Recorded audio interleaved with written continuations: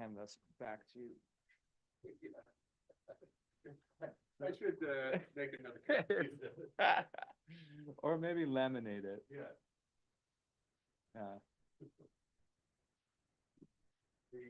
New York, though, New York City will probably go $320. Well, I always use, Oh, that's smart. one of those, clear, yeah.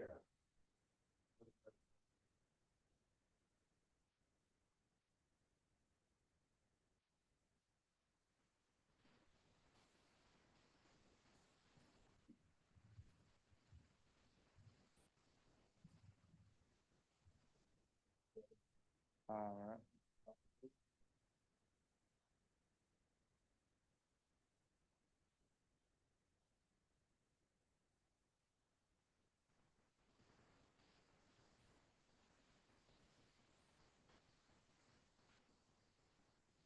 Recording in progress.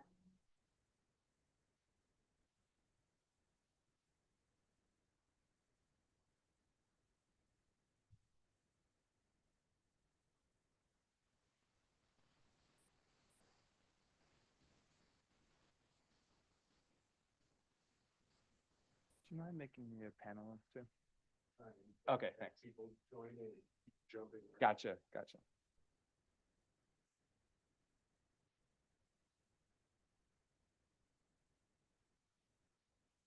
There we go. Now I can. Recording in progress. Hi, Antoinette, how are you?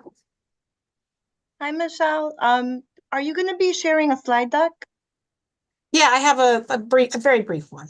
I mean, and it's mostly, referring to the CBA that I already sent to you guys, so When you have a moment, can you just send it so we could share it with everyone?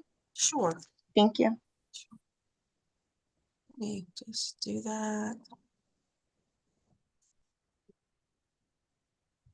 Bill, I'm going to promote you to co-host shortly. Jeremy, I think you need to turn off your volume.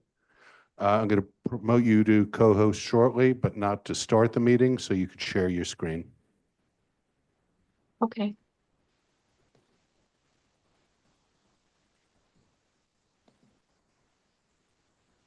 I think in order for me to do that, I might have to close it.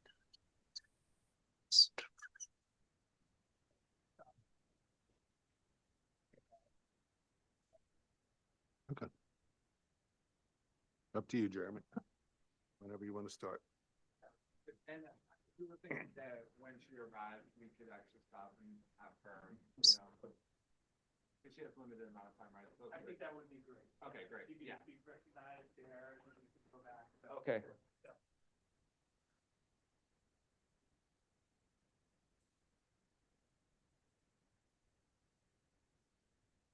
Sorry, we have most people online, so.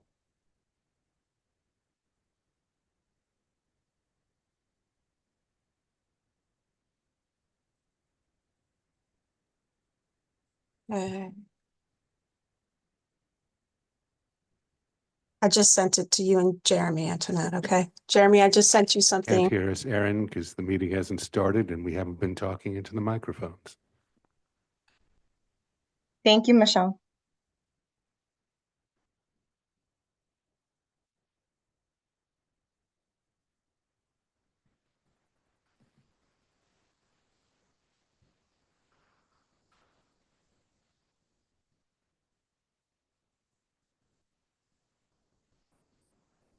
So, shall we start? I think so. Okay, I'll just start with a brief introduction. So Antoinette is actually the chair of the housing committee, and she's on virtually. But I'm just gonna kick things off because we had to do a hybrid arrangement. I'm Jeremy. I'm also on the housing committee, and so we're gonna discuss the CBA arrangement from the Arrow Linen rezoning and. We actually have a document, Jeremy just gave me the document as well, and maybe we can share the PDF with other people. It's like a 14-page document. Yeah, tonight's about trying to, give a space for people in the community to ask questions about the CBA, what it means, and various roles in which how the community can be a part of this conversation. And yeah, so if you'd like to start us off, and Michelle's gonna have a presentation, and also Shahana's gonna be coming very soon, so we might switch over from Michelle to whenever Shahana shows up here, because she has a limited amount of time. Sure. Can I just ask if Oh, maybe yes. folks to- And Jeremy's going to do attendance right now for the board, for the committees. Great pleasure and confusion to say thank you, Jeremy. Let's start with the Housing Committee. Antoinette Martinez. Present. I can see you, Present. but for some reason I couldn't hear you, but so I acknowledge you. Okay.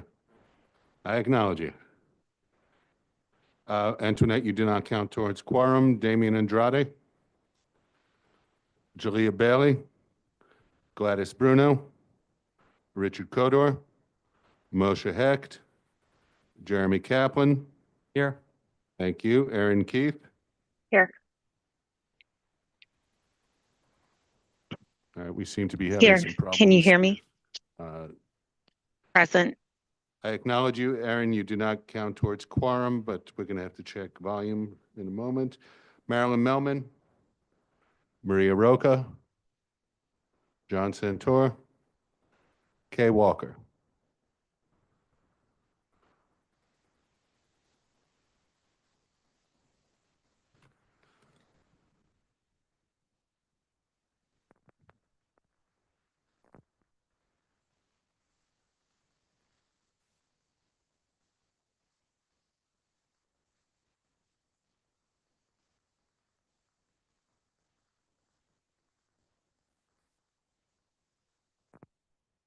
Going to move over to the Land Use Committee. Diana Gonzalez. Joan Body. Thank you. Gabino Morales Escamilla. Kenny Guan. Julia Melzer.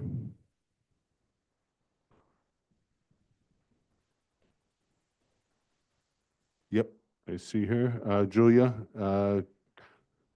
Julia, I just gave you the ability to unmute yourself. Could you just try talking so see if we could hear you in the room? Present. Thank you. Yep, we got you. You do not count towards quorum. Moshe Hecht. Nicholas Jackson. Jeremy Kaplan. Here. Thank you. Christina Lem. Paul Mack. Who was that? Was that Paul? Okay, Antoinette Martinez. Present. Thank you. Antoinette, you do not count towards quorum. Karen Rolnick. Damaris Santiago. John Santori. Maria Roca. Present for John. I have you, John. You do not count towards quorum. Roll has been called. We do not have quorum for either one, but since we're not voting, that probably isn't a problem. Jeremy, it's Gladys Bruno. Am I part of this committee? You're not part of either committee, but I do have you written down. Okay, thank you. I thought I was part of the housing. All right. Gladys, you're correct, actually. I think I skipped you. I'm sorry about that. Gladys, you do not count towards quorum. Okay, thanks. So we're going to go to Michelle first? Yes. And I see Julia's hand up. I don't know if you want to. It's not up on my screen. Oh, Now it is. Okay, I'll lower it. Sorry. No Okay. problem. So Michelle, I am going to give you co-host abilities and you could share your screen. great. Okay. Well, thank you everybody for being here and for reaching out about the Arrow Linen Community Benefits Agreement that fact, entered into with the owners of the Arrow Linen site. I will, I know a lot of people know who Fifth Avenue Committee is, but I'll give a brief overview, and then I will just jump into the actual, whoops, I gotta close this, sorry. After I sent it to you, I had to close the document. So let me open that. And I know when Councilmember Hanif gets there that I'll probably have to stop so that she can share more. Okay, so there we go. So FACT's been around for 47 years. We're a nonprofit comprehensive community development corporation whose mission is to advance economic, social, and racial justice in New York City. We advance our mission through a whole range of programs, including tenant organizing and eviction prevention work, accountable development work, and we build and manage affordable housing. We're actually the largest nonprofit owner of affordable housing in Community Board 7.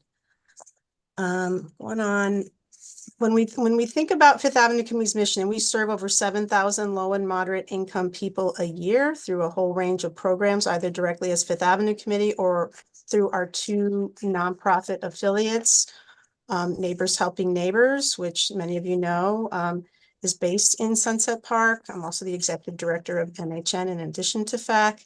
NHN is a HUD certified counseling agency, and our workforce development affiliate, Brooklyn Workforce Innovations. When we think about the work that we do serving low and moderate income people, it's really about advancing change on 3 levels simultaneously: the individual, the community, and systems level. So hence the build, power, transform. So we literally physically build assets that are community assets, affordable housing, solar projects, things like that.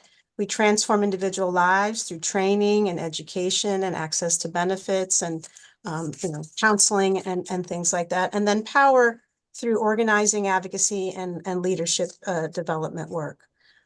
The work around community benefits has it's been in the last 10 years or so, although we got involved in, well, let's just say formal community benefits work that the organization has done has really been in the last 10 years. And, some people may be familiar with community benefits agreements. Other folks, it may be a new concept. So I thought I would just throw out some definitions.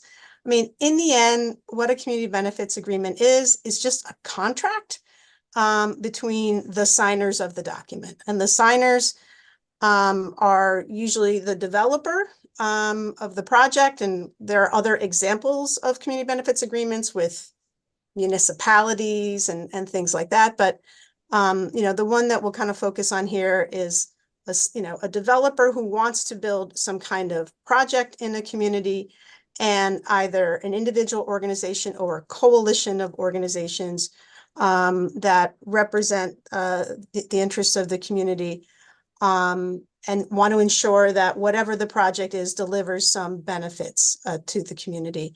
And basically, in exchange for that community support, the developer agrees to make some changes to their project that aren't legally required, but that a local elected official or officials may require or may indicate that they will only support that project if the developer enters into a CBA. There are times when elected officials may negotiate things and they're not represented in a community benefits agreement. And, the challenge there is that they may not be enforceable outside of, whatever law that was part of the change. Zoning is obviously law. We're talking about beyond zoning. There's a couple other things that often community benefits agreements include. They often have as a goal promoting equitable development practices, ensuring that the local community that is often most impacted by a project receives some benefits.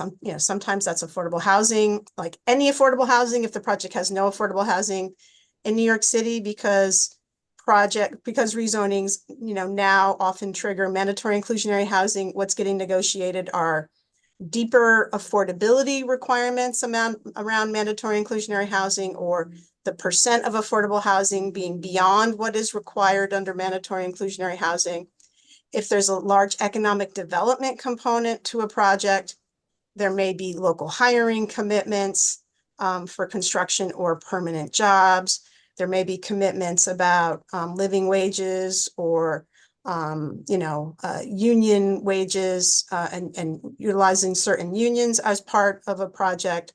There may be citing of community services in projects that the community would like to see. There might be additional environmental protections or environmental benefits that the community would like to see, or leasing to small businesses in some way. So like broad brush, that's the concept of a community benefits agreement. Again, it's a contract between the signers, essentially. And like any contract, if it's violated, it has to get enforced. So from there, I'm kind of pivot over to, well, I'll just stop there maybe before I pivot over to the arrow linen to see if just like conceptually there are any questions. And I do have a couple other examples of CBAs, like maybe before I jump into arrow, I'll give some examples of other things that we've done, but just conceptually, any questions on CBAs? Yeah, we have a question in the room. Sure.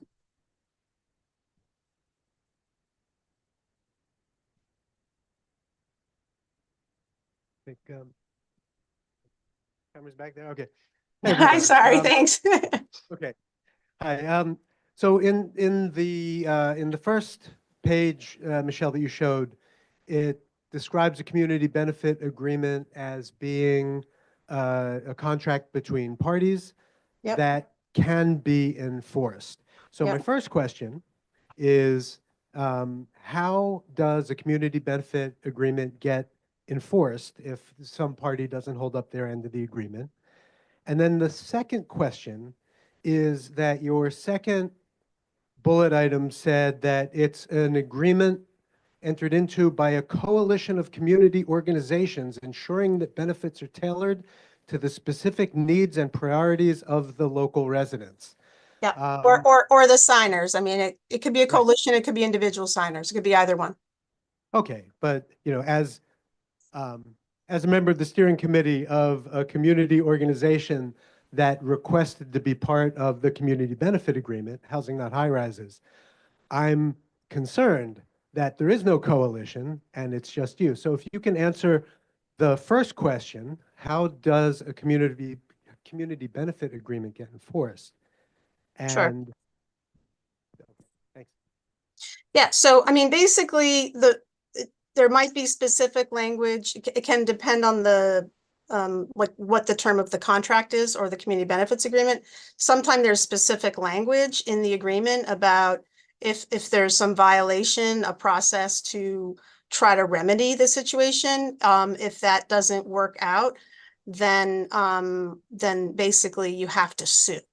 So, I mean, that is like any contract, when the parties aren't in agreement about something, oftentimes there might be language about how to work it out. And if that doesn't work, and then you sue. So that's pretty typical. The community benefits agreement, the important part of it as well is that, in terms of your second question, and I can't speak to everything you're sharing, but it has to be a group of parties that are willing to work together in the community organizations or organization that is signing the community benefits agreement has to be willing to compromise with the other side, right? So one of the challenges might be, and I'm just saying this broadly and not necessarily speaking specifically about the arrow linen situation in particular, but especially as it relates to a city council land use action, there are multiple parties oftentimes that have demands. And ultimately, the developer has to be willing to make certain concessions. There have to be concessions that the council member requires as part of anything. And the community groups or organization have to agree that it is doable, essentially. Like whatever happens has to be among a group of people who are willing to make compromise. And, you know, one of the challenges can be when if an organization or organizations have a position that they won't change on, that does make it more challenging to negotiate. Well, without bringing another organization into that negotiation, you don't actually know where that compromise gets to go, right? So I can tell you Housing Not High Rises brought a compromise to the table, most of which we actually see in the community benefit agreement, other than the zoning district not being the one that we requested.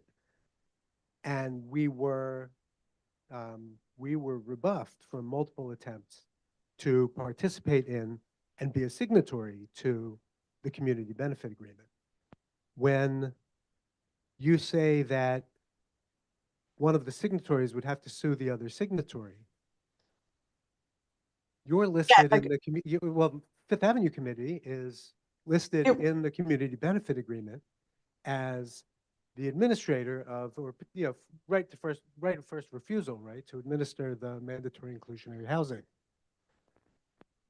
So, one may think that there could be a conflict of interest there if you stand to benefit from, Fifth Avenue Committee stands to benefit from administering those units.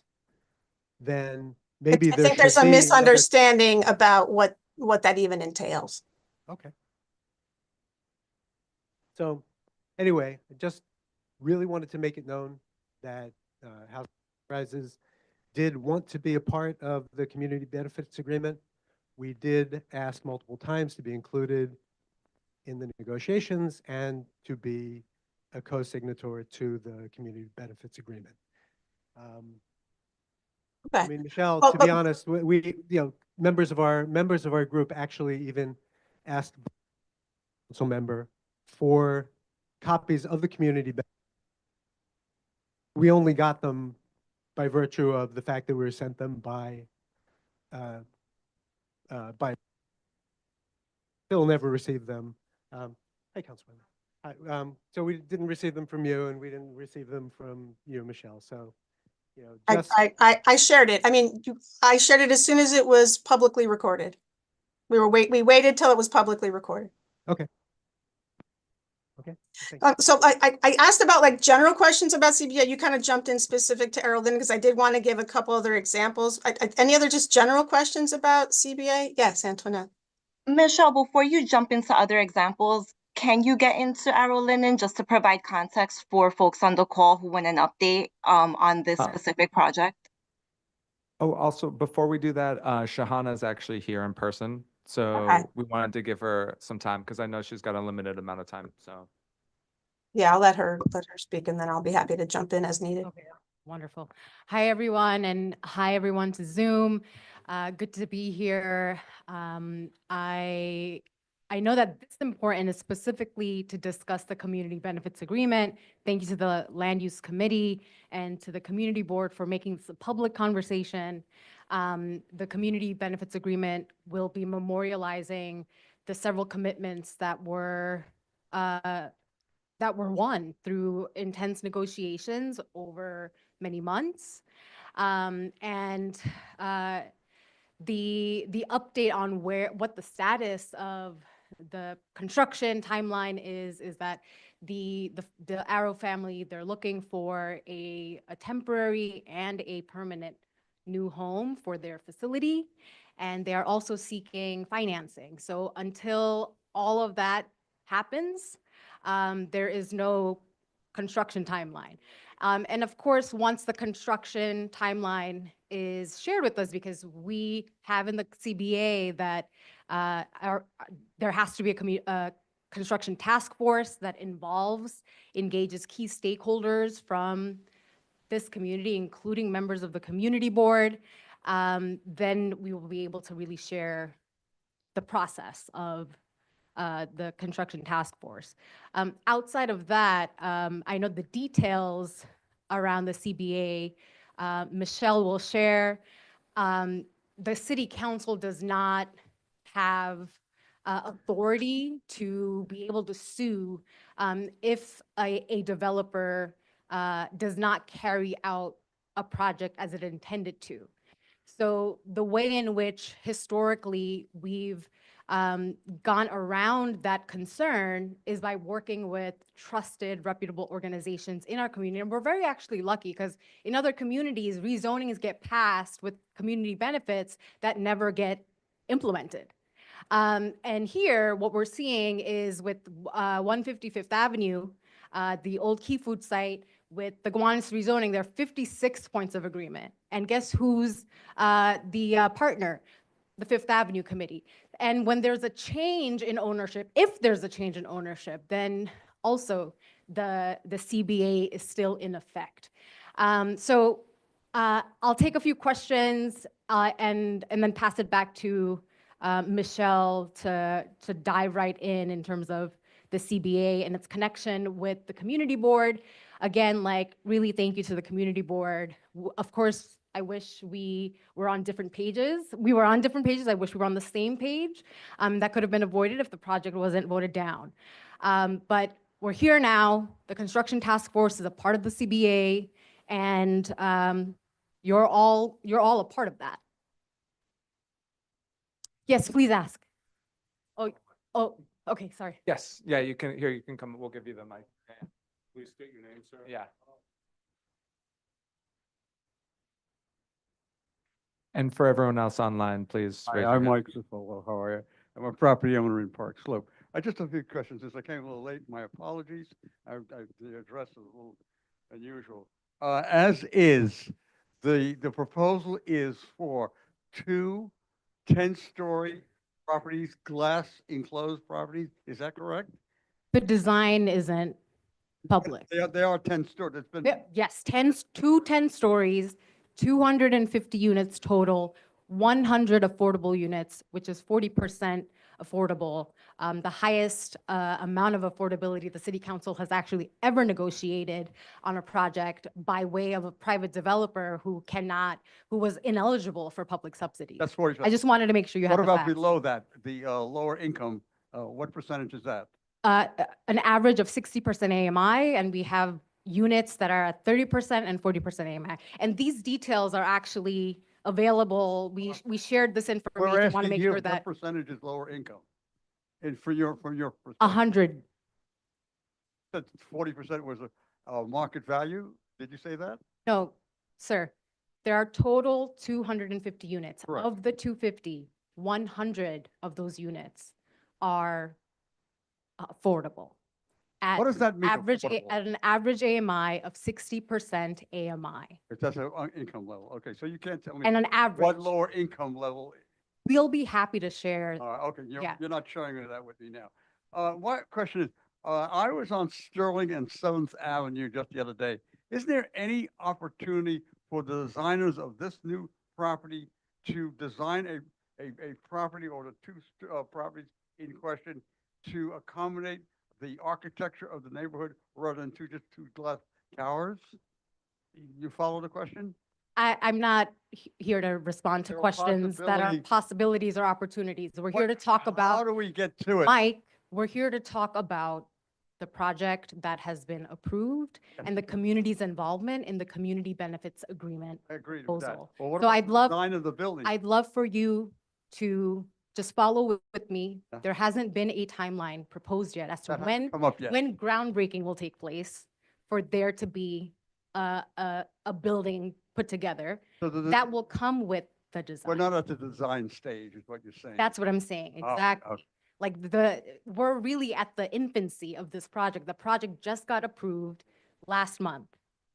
And we decided to have this conversation to really elucidate on what we achieved. And because there is a a binding agreement put together with the administrative jurisdiction of the Fifth Avenue Committee, we wanted to just walk through that.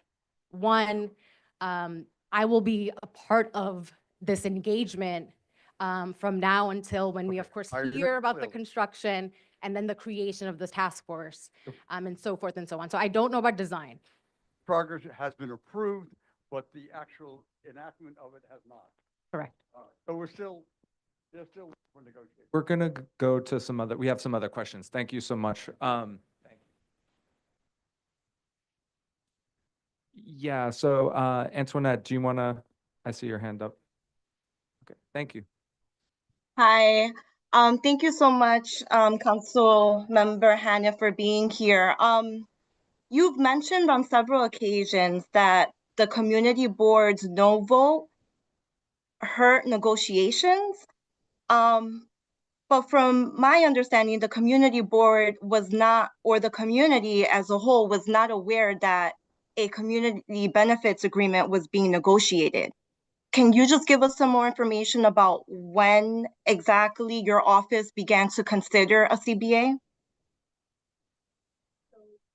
One, respectfully, yes, the negotiations or the ability to collaborate when there was a real strong opposition, hostile opposition to this project and an unwillingness to compromise. And sure, we could have compromised. We all have to come to a compromise. We had different priorities. And that really kicked off the opportunity for this collaborative engagement. However, I have met with individuals from the community board, members of the land use committee, the leadership members, and had the conversation about CBA was always at the table. And in fact, in December, we had an in-person meeting with 3 of the Housing Not High Rises members, and the meeting was to go into sharing, hey, I know we disagree on the zoning. Like, let's leave that aside for now. Like, let's come back to that in a different time. Because we don't agree, let's talk about the other things that encapsulate a project like this. I made the proposal, and there was in the instant refusal. And I don't even want to say what was shared afterwards in response, but it was immediate refusal. So you can imagine that puts my team and I in a position to really get the message that, okay, so the community doesn't want to be involved. I think it's really disheartening because you've mentioned this at least twice that I've heard from you, that the community board's no vote hurt negotiations. But the community board was not voting on the CBA. We were voting on the proposal that Arrow Linen had presented to us. Can I maybe sure. comment on that, Antoinette, as someone I'm who's sorry, I just negotiated have CBA? Yeah, I'm okay. sorry. And so that's what the community board was voting on. I'm not sure what private conversations were had with members of the community board, but as a whole, I am not, and if that information could be public on a little bit more about those conversations about the CBA that you've had with community board members or with other organizations and when that was presented, I think that would be helpful. I think as a whole, folks in the community are just not happy with how the process presented itself and would still appreciate transparency. But again, like, really appreciate you being here. And Michelle, thank you for being here, for presenting. And, hopefully this is a first step to building more transparency with the community. I just want to clarify for Antoinette, and thank you so much.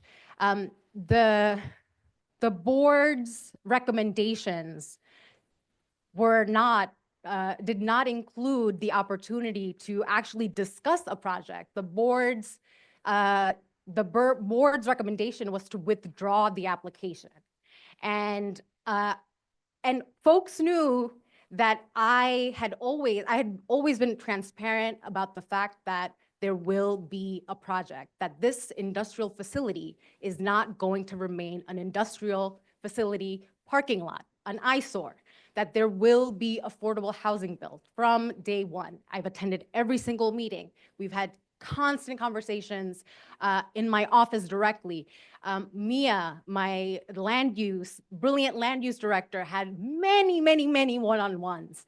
So this was not hidden. And, I think the community benefits agreement portion is being a little overblown. The benefits are the commitment for 2 10-story buildings and not 11, which is what is dictated, which is the highest or like the maximum that the building could be built according to the new zoning. So 2 10 stories and 100 affordable units at an average of 60% AMI, bringing the affordability to 40%. So that's one part of it. The other part of it is a space for a child care center. Over the conversations, over the many hearings and many testimonies and emails I received, one thing was very clear. People are exiting New York City because childcare is unaffordable. And this community in particular, Community Board 7 community in particular, is in need of affordable childcare options. So that is a part of this project. And the other piece is a space for an anti-domestic violence organization that has been a staunch partner in the 39th district. They're called Sakhi for South Asian women. They, for a very long time, have been looking for a space that can house survivors to come in to pick up food, pantry items, and whatever else in privacy. So that really encapsulates the community benefits. There aren't really anything else. And yes, I think the community benefits portion would be much more comprehensive if there was an opportunity to, to lower the temperature a little and work together. I do agree with that it would be far more comprehensive, because you don't get 56 points of agreement just by an elected official. It takes many people. And for that project, there was a coalition, Gowanus Neighborhood Coalition for Justice, which worked with my predecessor, Brad Lander, over many weeks, many nights. And until all of the various stakeholders came to a position of like, okay, I can take that, then it was voted on. And we have been fiercely ensuring and having oversight over each of the commitments. And tomorrow actually is our quarterly meeting, which is part of the community benefits too, that there's a quarterly public meeting to inform Gowanus community and all who are connected to the neighborhood or even want to live in the neighborhood to better understand how the city agencies are administering what they said they would do in the community benefits agreement. Michelle, I'll pass it to you. Well, actually, if you don't mind, we have a lot of questions online. And I see, Julia, your hand has been up for a while. Do you want to? Sure. Hi, council member. I'll try and be brief. I think we'll get into some of this, like they said, he said, she said, and I don't want to spend too much time on that. I do just want to say, I think the process was really broken. We conversely just had a meeting with Councilmember Aviles about another upcoming rezoning, and she was proactive, transparent, clear about her land use principles and wanting an outcome that works with the community. Whereas this was reactive, pulling teeth, being kept in the dark, and there really was no, transparent engagement with the community. At that meeting you referenced in December, I was not there. It was just with a couple of Housing Not High Rises members to present our zoning parameters that we prefer, the 2 zoning districts, 7 to 9 stories and 40% affordable. And we wanted that memorialized, via zoning, not in a CBA. And that was our #1 focus. Housing Not High Rises is not the entirety of the community. So I think, your task as the representative is to make, these conversations and negotiations ongoing, or known to the larger community. And, we don't know anything about this nonprofit, that's fine, but I think local residents would have loved input on what maybe a nonprofit, our neighborhood needs or those kinds of services. Honestly, what we're hearing is childcare and daycare facilities are closing down left and right because of, excellent 3K and pre-K for all, and we're the epicenter of South Slope with K280 there. I don't know that a childcare facility that isn't like deeply subsidized in terms of its cost is actually needed in the neighborhood because everyone is closing down. So I just think the process was very, very broken. We're being told by Michelle De La Uz, oh, you need to be at the table in December. We were chasing everyone for updates. Your office repeatedly, and Mia Perez said, up until the day before the city council vote, said the deal has not yet landed. We never knew anything that was being negotiated. So to say, and we were willing to compromise, and we came out with that in December with that 7 to 9 stories. So we were willing to work with the developer, and it was Arrow, who was a completely bad actor who didn't meet with the community once, unlike many of the other developers we've seen at these rezonings. So I think the process was broken. I really recommend your office completely reframe how you approach rezonings. Instead of encouraging, you talk about hostile, instead of encouraging Open New York to come out and testify against your own constituents, you need to work with your constituents and be more transparent. And I will leave it at that. Thank you. I appreciate it. And I completely agree that the process needs to be a reform. And in fact, there is a commission working on reforms. You should attend those meetings, give your feedback. That looks to be taking away control from I'd just like to finish. And on the issue of the height and the zoning, I was very transparent that I want the most affordable housing. And I don't want a decrease in the original units that are proposed. So my goal was to have more affordability and a shorter height. The Housing Not High Rises commitment, or the goal that was being pursued, was a specific zoning. And sure, it came with 7 to 9. Some I know were also pushing for 5. I mean, we were hearing from really many members who had different ideas, but this is just all to say that I've never misinformed or misdirected. I had been clear since I think my first conversation that I am working to make New York City a place where families can afford to live. And Windsor Terrace is one of those great neighborhoods where families have lived and created generations. So, I just want to respond with that because, and then, the additional sort of misinformation that you shared, I'm not going to really tear that apart, but I agree that the process is broken. I agree that my team and I should be more proactive and really should have said, hey, here's where I am, but where can you come with me? Because I was very staunch about meeting that 40% affordability with a higher unit count. We have Maria, you've been on. You can go next. Maria Roca. Oh, yeah, sorry, Maria Roca. Maria, please unmute yourself.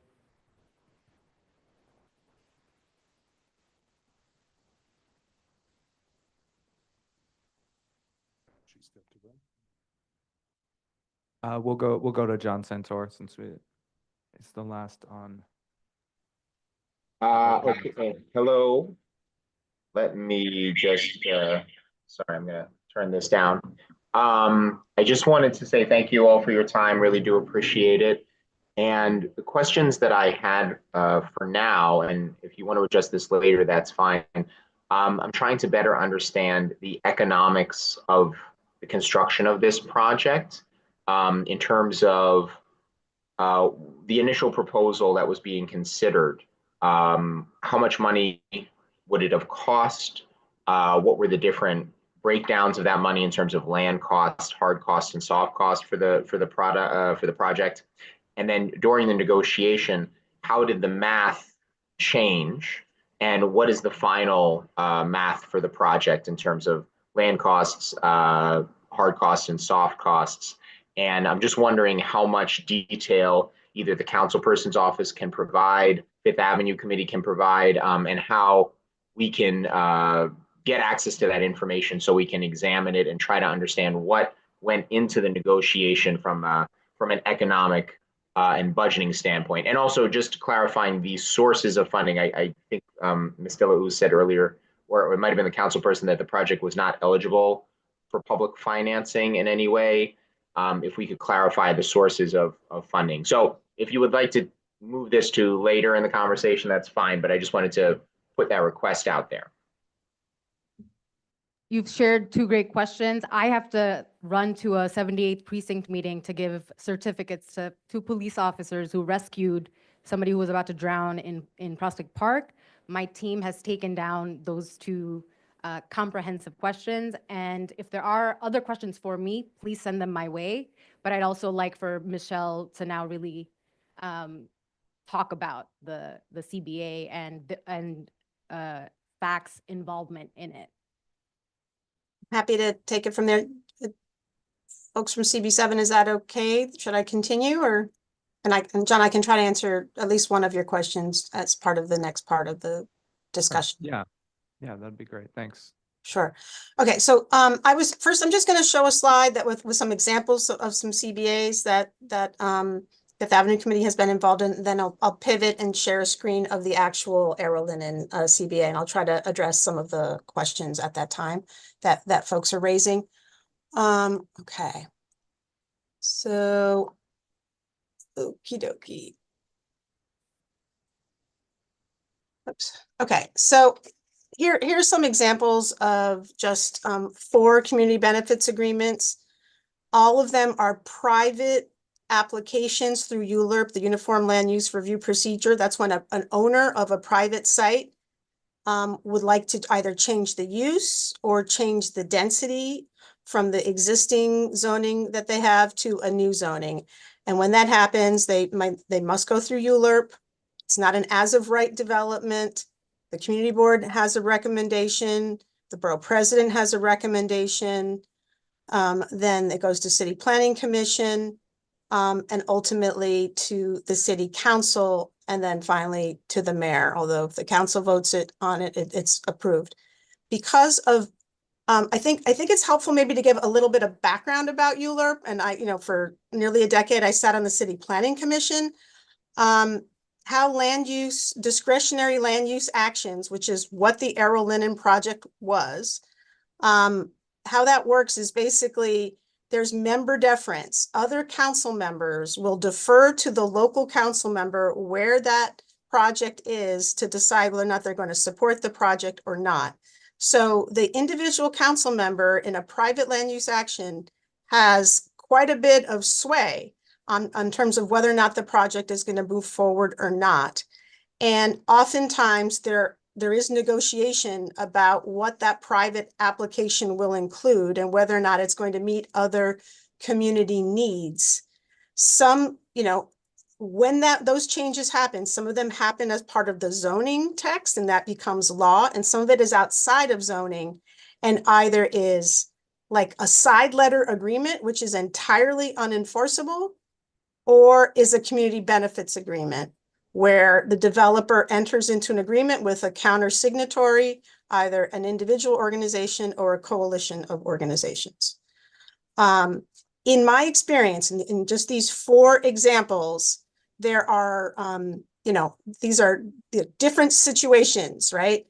341 10th Street, that's stellar. It's in Park Slope, it's in Community Board 6. And they indicated a willingness to negotiate. Community Board 6 indicated that they wanted to see a CBA with certain things implemented as part of the CBA. In that case, it was FACT was a signatory with the existing tenants association that's on the property that's getting preserved. Okay, 320 Bergen Street, that developer wanted to develop an adjacent lot, but they also happened to have a parking lot that they were leasing from the city of New York. And in order to get their rezoning, they gave up their long-term lease on the parking lot to enable 100% affordable housing, which actually it went through an RFP separately on city-owned land. There's also other components of that, but that's one of the highlights there. One that's actually in Community Board 7, the 737 4th Avenue rezoning. Again, these are all private applications, owners of private land that had to go through a discretionary land use process where the local council member had the final say as part of that process. You know, not only is that project more deeply affordable than MIH option 1, there are no studio apartments in that project. They set aside bicycle parking, and there's also space available for the MTA at a later date to build an elevator to access the R train. And then Councilmember Hanif mentioned this 125th Avenue project.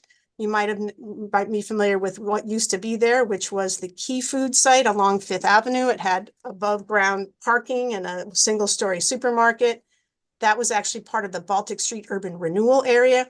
That project is actually how 5th Avenue got started 47 years ago. We helped negotiate for that community-oriented supermarket. We didn't want it to be, surface parking. We also negotiated for affordable homeownership opportunities. But on that project, we were able to negotiate, a 25% set aside on a non-mandatory inclusionary housing project. We were able to negotiate deeper affordability and the creation of a 20,000 square foot community-oriented supermarket in addition to a construction task force. And almost, I'm trying to think, I believe in every single one of these cases, the community board either voted no, unless they committed to things that the community wanted in a CBA, or yes, as long as the developer agreed to certain things in the CBA. Those are very important, and a lot of what the community board included in their recommendation is actually included in these CBAs. Michelle, if I could just break in one moment to Sure. clarify, 3 of those are in CB6, so it would not have been CB7 involved. Yeah, no, it's just the 737 4th Avenue, that was CB7. Yeah, that's true. We actually have, I don't want to interrupt, but actually Maria is back on and she wanted to ask a Sure. specific question. Sure, and then I'll pivot Maria. to sharing information about Arrow. Okay. Go ahead, Maria. Oh, there we are. Okay, I even got kicked out twice, came back. I've been all around the internet just to get back to Sunset Park. So good evening, everyone. I'm going to sort of repeat a question that was asked earlier about the enforceability of a CBA, the ability to go to court, to sue.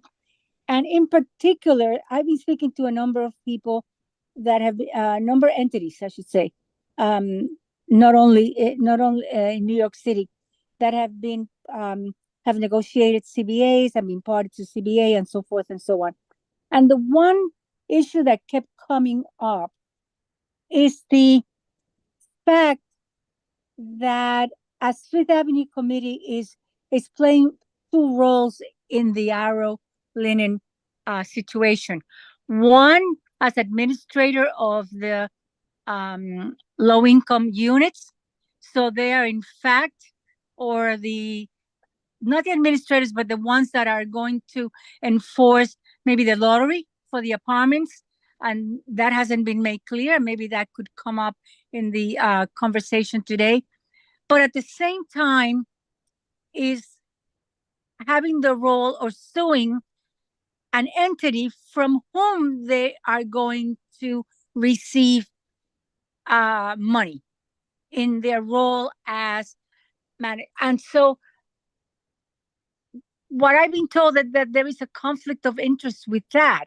And I'm not an attorney, and maybe in New York City that doesn't apply, but it keeps coming up that how I'm happy to address that, Maria. Yeah. I mean, I can tell you, Fifth Avenue Committee, I think when we get to the details about the CBA, we can go through that language so you can see it. But I'll just say this, that Fifth Avenue Committee, for instance, has contracts with the state of New York, and we've successfully sued the state of New York. Like, just because you have a contract with someone doesn't mean that you can't sue them on another matter. Okay, and is it possible, if and I would like other people in this audience maybe to support what I'm going to say, that we are made aware of those instances, not all of them, where Fifth Avenue Committee having signed a contract with either a developer, particularly a developer, because this is the situation right here, it's not the state of New York, with a developer, also sued that developer while they were also. It hasn't come up, honestly. It hasn't come up yet. It has not come up. Yeah, we haven't had to sue for enforcement of a CBA. Really? Not even, oh. No, all these CBAs are very recent, Maria. All the examples I just gave, they're all very recent. 2017 to now. I see. I mean, Okay. it kind of goes to like how long it takes for projects to go from approval to development. I see. Okay, thank you for that. Sure.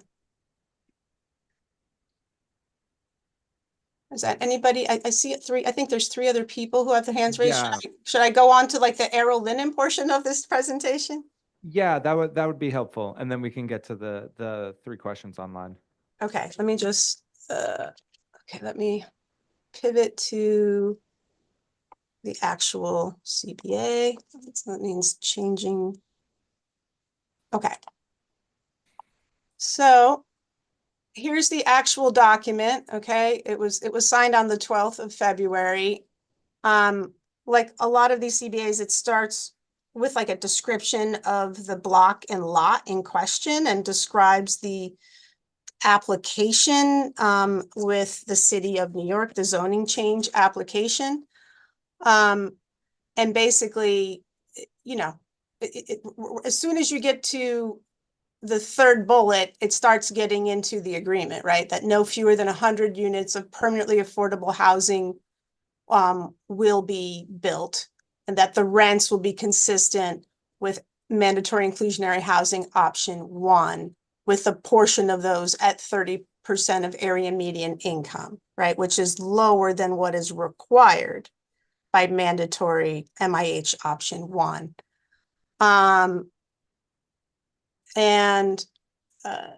So it describes.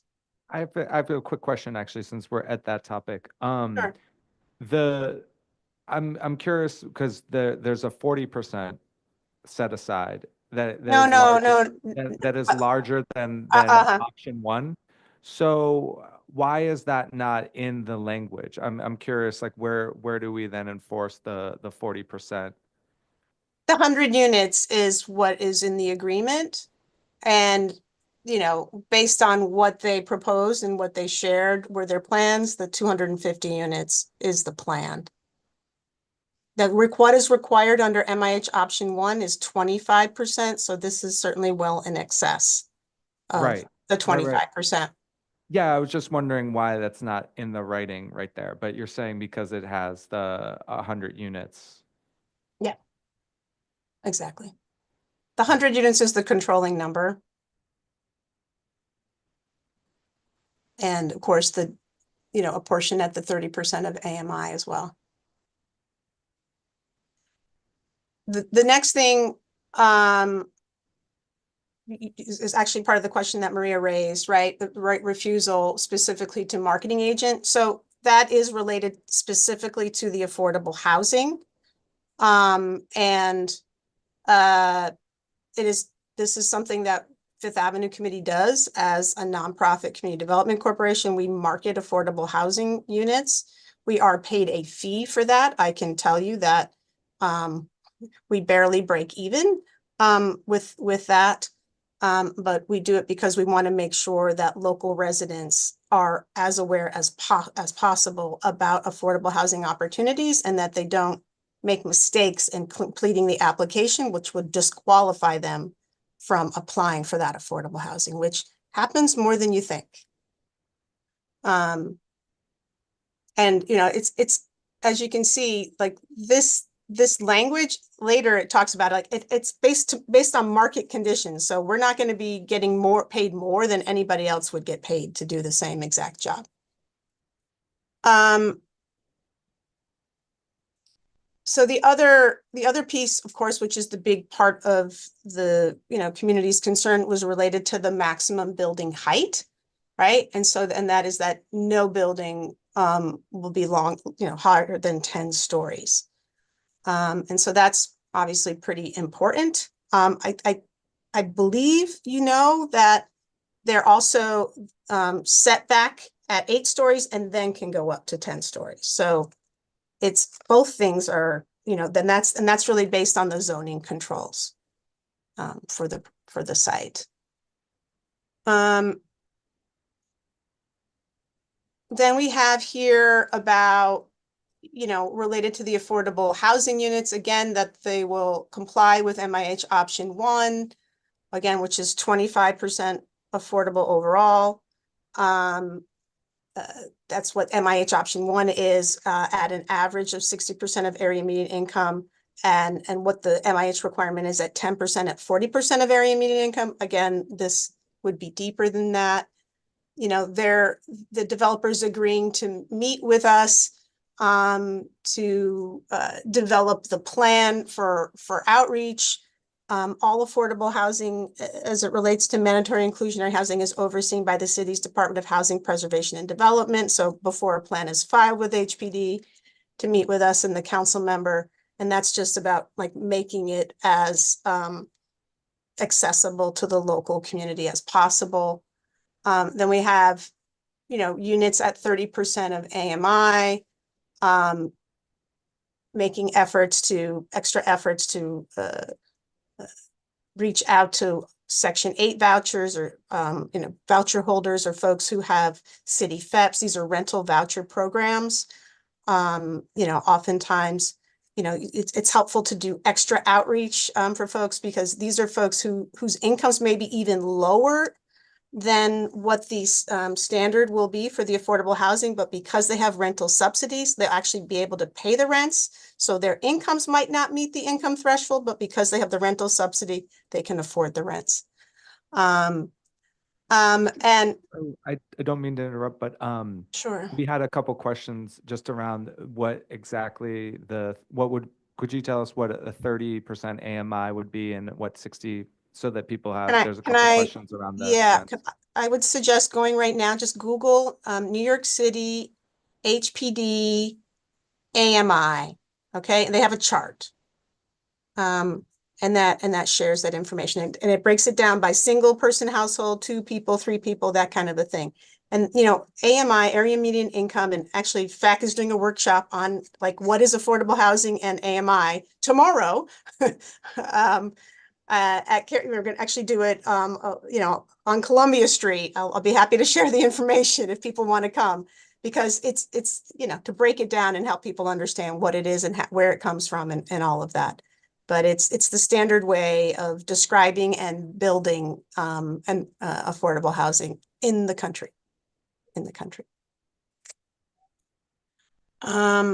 Then there's a whole section here about the marketing of the affordable units and outreach to local community members, and working with the local community board and residents to do that. So if this speaks a little bit in more detail about this marketing agent role, which again is something that is recognized by the city of New York. You have to apply to become a marketing agent. And you are abiding by all of the fair housing and other rules that exist in order to, fill affordable housing vacancies in the city of New York. Again, the whole idea was to make sure people are very well aware of the opportunity for affordable housing. This is a neighborhood which has not had any new affordable housing in a very long time. It's really important that, people know about this opportunity. That was something that was obviously talked about a lot in the public hearings. Then there's a whole section about the community facility space. The developers agreed that 2,500 square feet of the community facility space would, they would try to lease it to a daycare tenant, right? And that if after a year of trying to lease it to a daycare tenant, that doesn't work, right? then they have the ability to lease to another community facility tenant.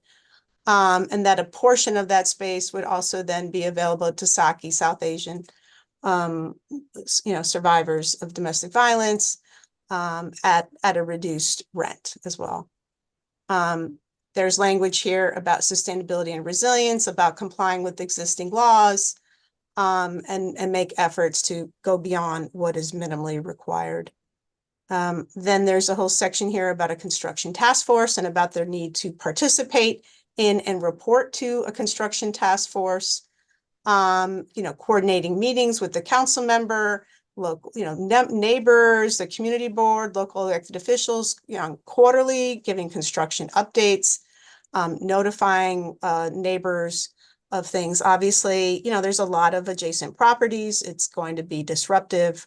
And so communication, advanced communication is key. And, neighbors in particular having someone on site who they can communicate with and contact if something comes up is really, really important. And that's essentially the agreement, right? It talks about binding, termination.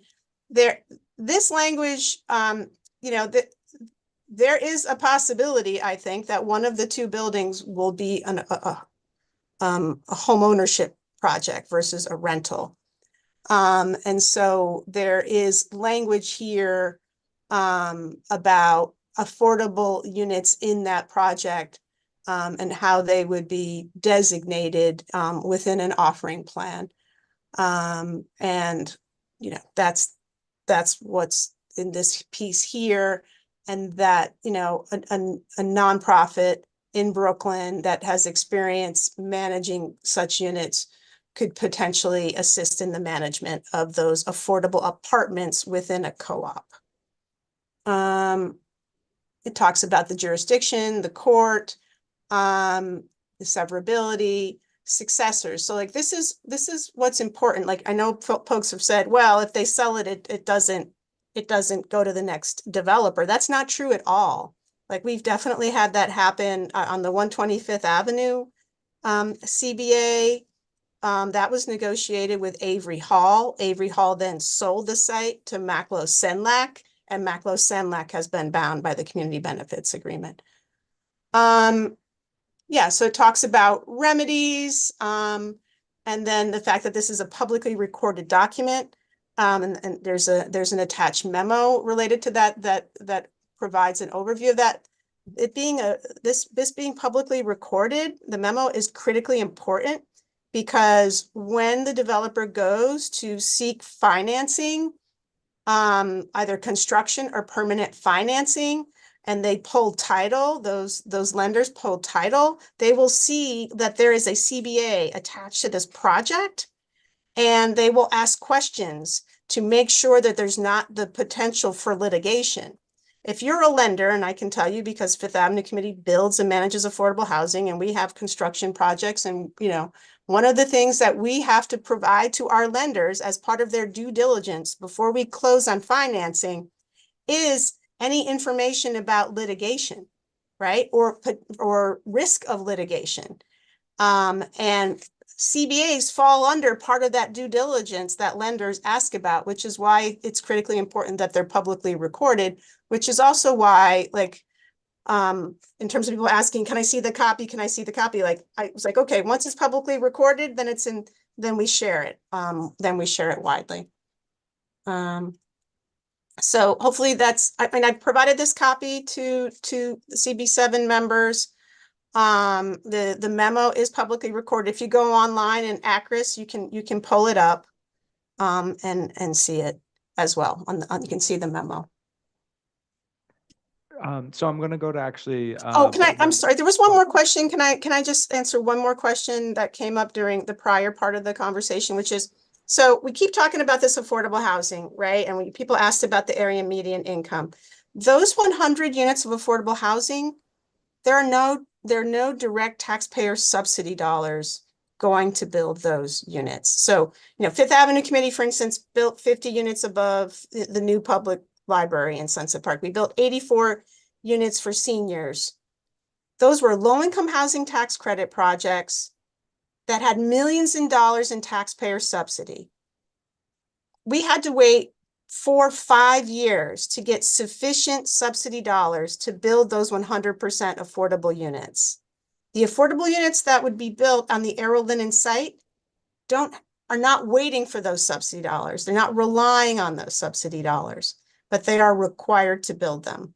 And that's critically important because there's a tremendous need for affordable housing, but government isn't providing the resources at the scale necessary to meet the affordable housing needs. So leveraging the market, if you will, leveraging developers desired to build more densely affordable, dense housing, or to transition from an industrial site to a residential site. That's one of the ways to unlock some additional affordable housing without relying on taxpayer subsidy.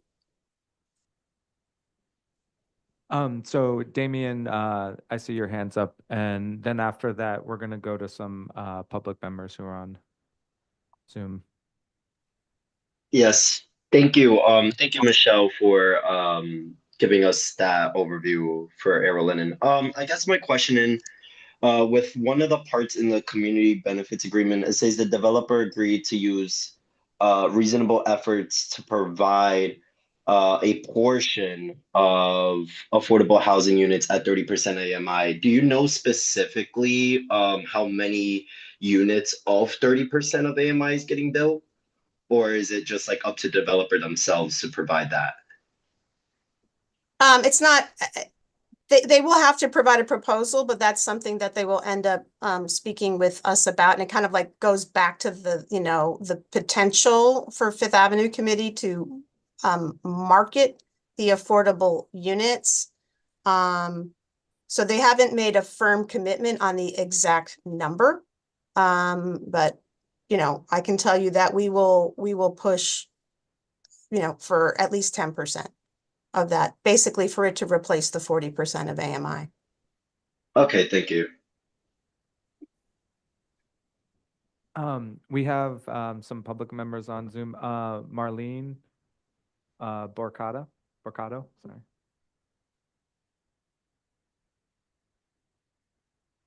Marlene, you can unmute yourself.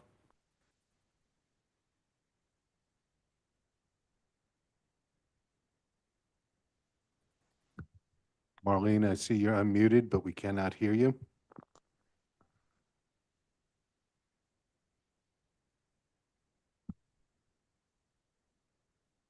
I'm sorry, Marlene, we cannot hear you. Sometimes if you leave the room and come back, we could then hear you, but right now we cannot.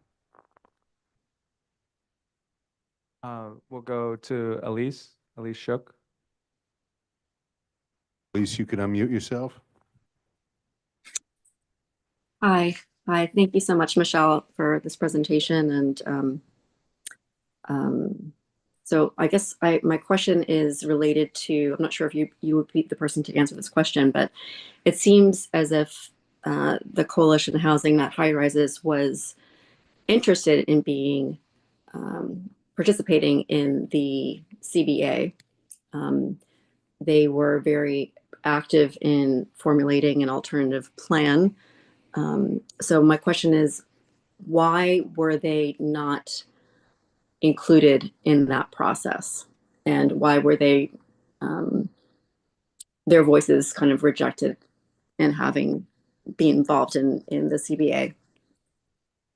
I don't know that I can give the full answer. I can just say that in the public test, like in the Community Board 7 and in the City Council hearing testimony, that certainly was not expressed. And like those are the hearings that I was at personally, and that where I heard that. Like I specifically, for instance, when I testified, not only testified for the need for affordable housing in the Community Board, but also indicated that Fifth Avenue Committee was willing and had experience with community benefits agreements and would, look to be involved in one to ensure that the communities needs and desires were reflected in something, beyond whatever was memorialized as part of the zoning. So I can't speak, like, I personally did not meet with housing, not high rises.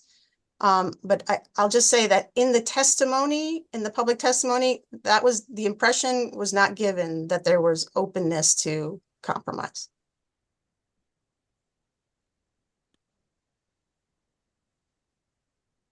Thank you. I guess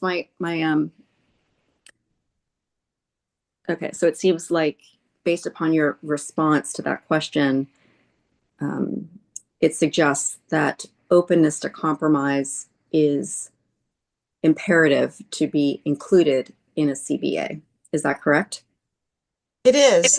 Yeah, if organizations or, organizations or entities like basically say no way, like, and there's, or this is our line and we're absolutely not going to negotiate further kind of a thing, it does make it very, very difficult. It basically, the CBA is like, a contract among those that are willing to compromise. Like the developer is making, compromising beyond what they are required to do. And the community is making certain demands, but in exchange for support of a project that's been modified, essentially. Okay, thank you. That makes sense. I guess you obviously have much more experience in this world than I do, but it seems to me that that kind of silences the voices of the local community who kind of took it upon themselves to form a kind of a grassroots group. I know there are other members in Windsor Terrace, but they were like the group that emerged through this process. And it's unfortunately disheartening that they could have been open to compromise. So I'm just not sure why they were not afforded any kind of respect to be included in this process. I think.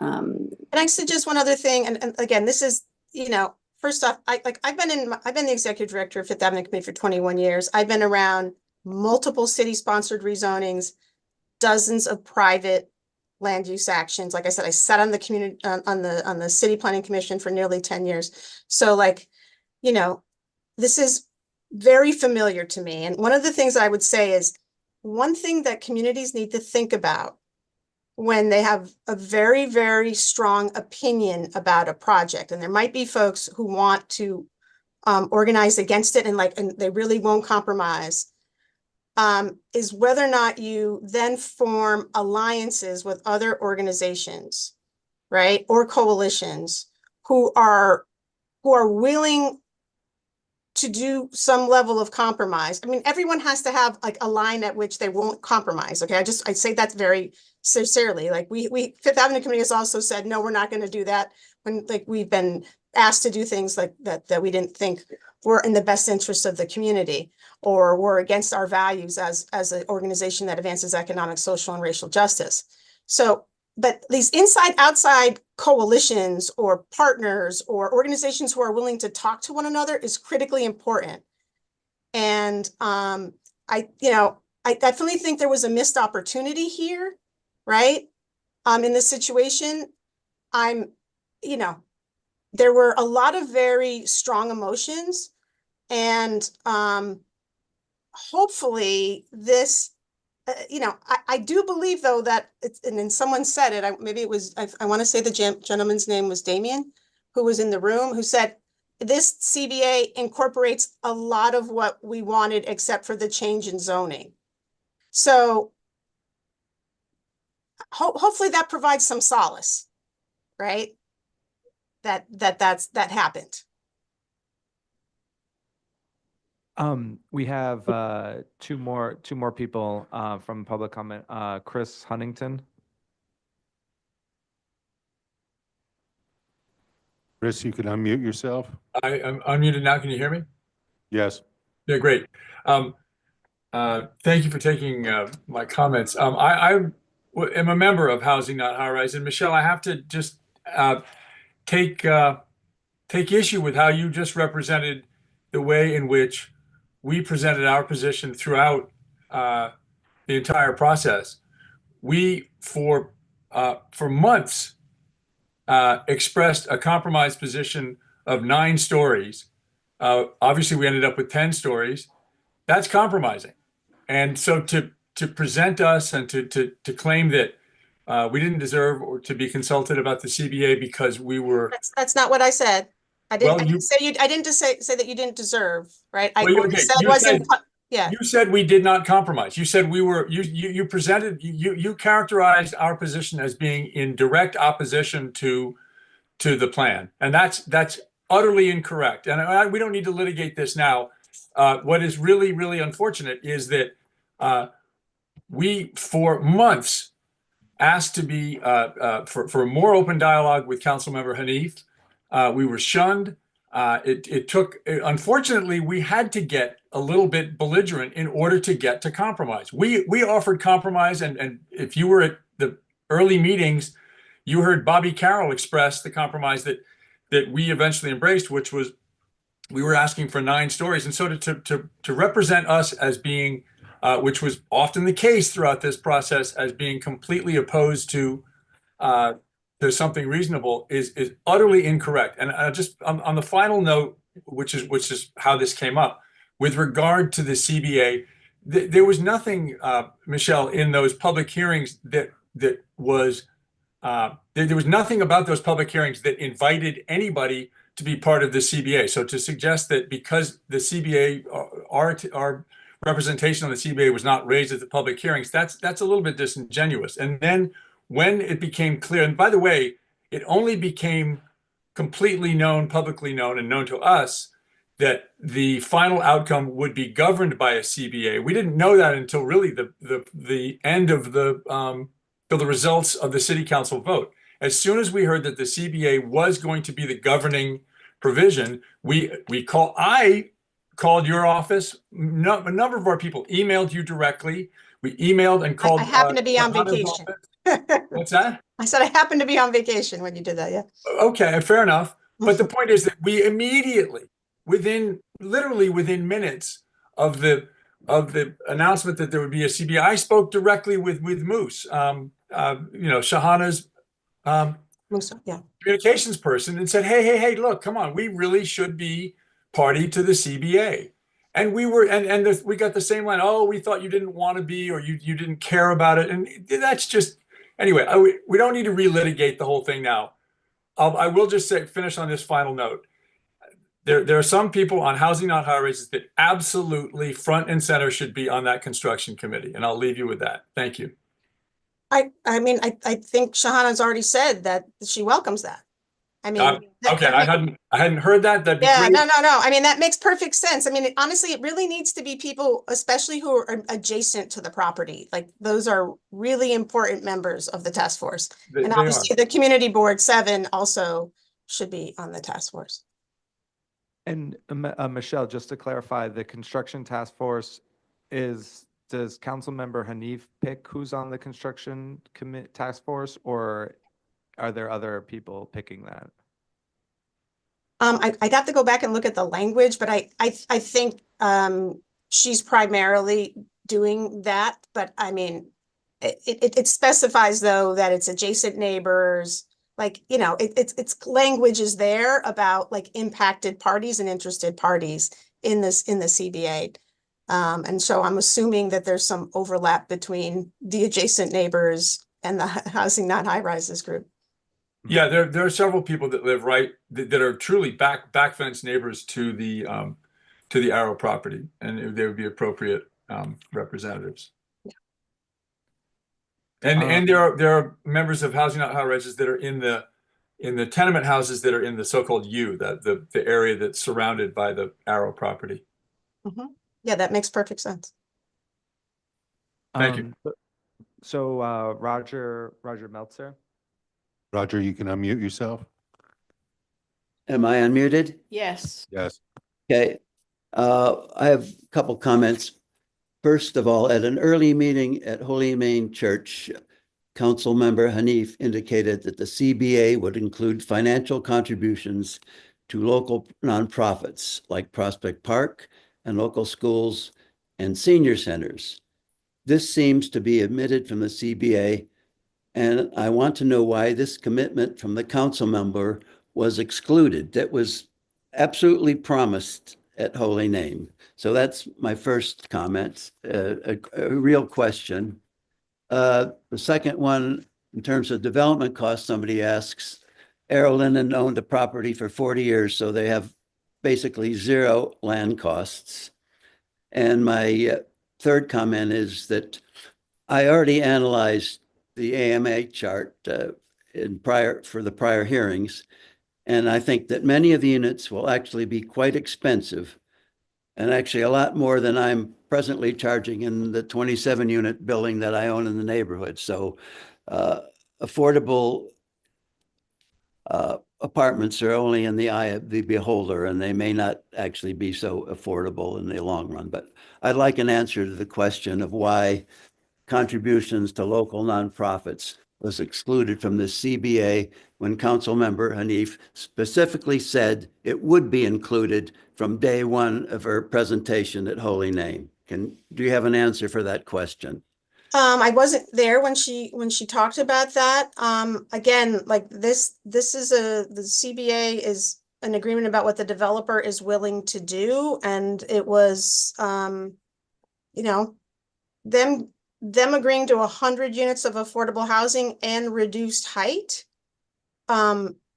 is pretty huge. Well, but the contribution to the Prospect Park Alliance, PS10, it's going to be overwhelmed by more kids. The Holy Name Senior Center, the St. Jamie Holy Center, these were totally thrown out the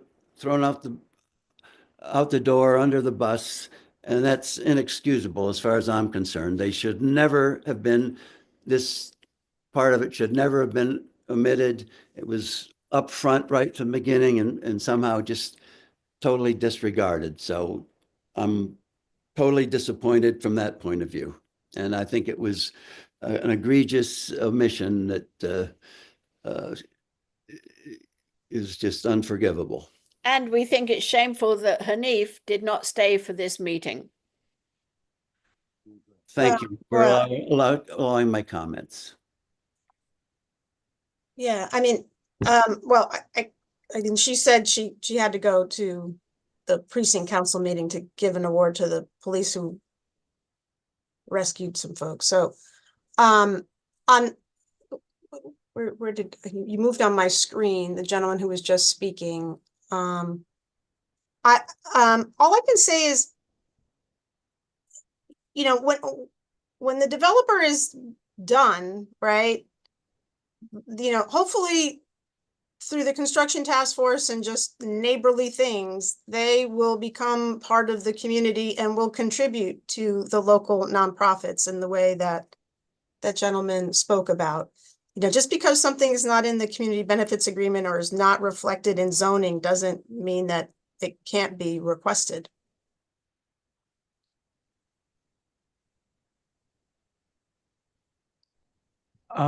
Should we go back to Marlene Bocata? I think she's back on. Marlene, let's see if we could hear you this time. Please unmute yourself.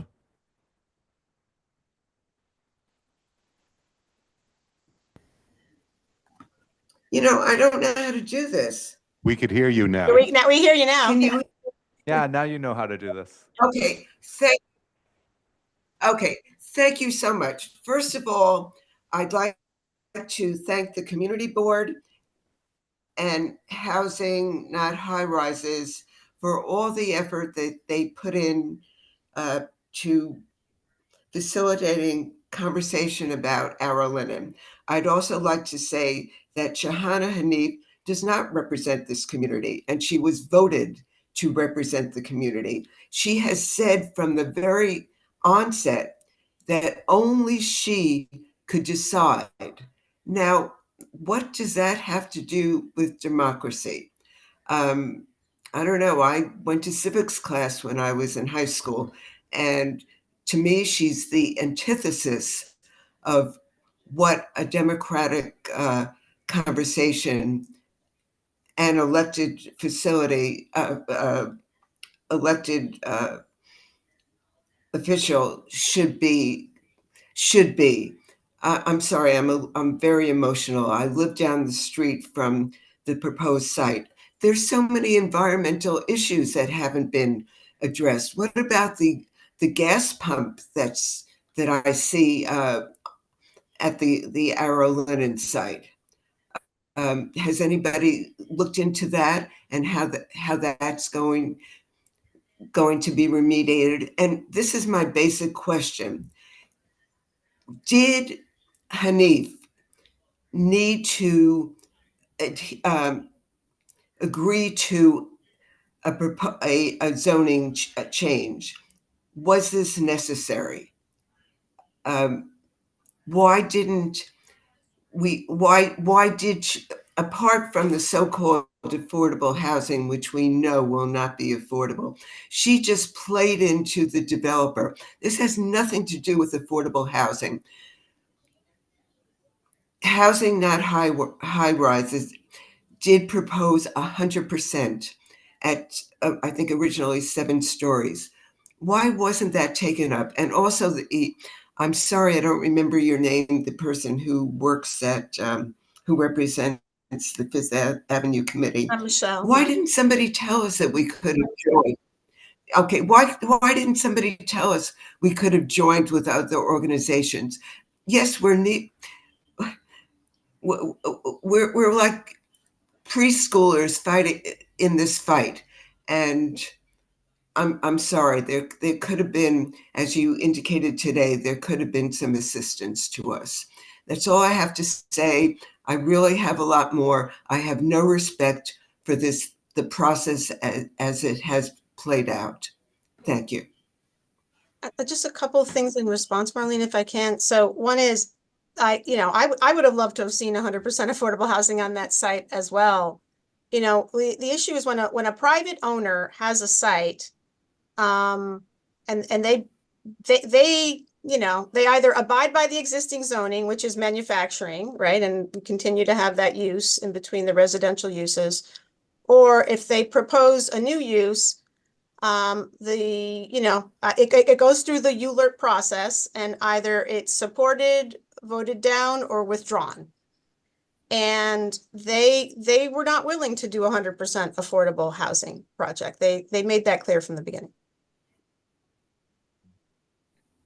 Okay, one of the I'm sorry, I lost my train Yeah, but of thought. the other part, the thing you raised was environmental remediation. I'll just say Oh, yeah, that's a zoning, there's building code and environmental code, and that's going to dictate what happens as it relates to environmental remediation on the site. So that's separate from Okay. Okay, excuse me. I wasn't here. I wasn't on at the beginning of the meeting when this proposed Center for South Asian Abused Women was discussed. My question when I read about that is, aren't there other geographic areas that have abused women? Why is it focused just on one particular group? They just happen to serve a lot of people in Kensington, and so they were just Well, what is this in Kensington? I know, I understand it's not, but it's close by, And why wasn't there competitive bidding? This is all about Hanif showing total disregard for anybody except her own community. I think she would say that she's trying to make I'm sure sorry she's to serving interrupt. underserved communities. I'm sorry to interrupt. I just need to state that comment felt overtly racist. Let's focus on the conversation I'm at hand about the racist? CB. I did not. That's not what I said. I said the comment felt overtly racist. Well, I don't know who Let's you are, focus. and I don't know what you said, but I My am name not is Julio racist. Peña. I'm But the I'm chair of saying Community that Board there are 7. I'm the chair of Community Board 7. Let's try to keep the conversation focused on the community benefits agreement that Michelle is answering questions about, and not about the plans behind why someone did something. I just wanted to state that comment felt very uncomfortable, and let's focus on the conversation of the community benefits agreement. Okay, well, I'll just say this.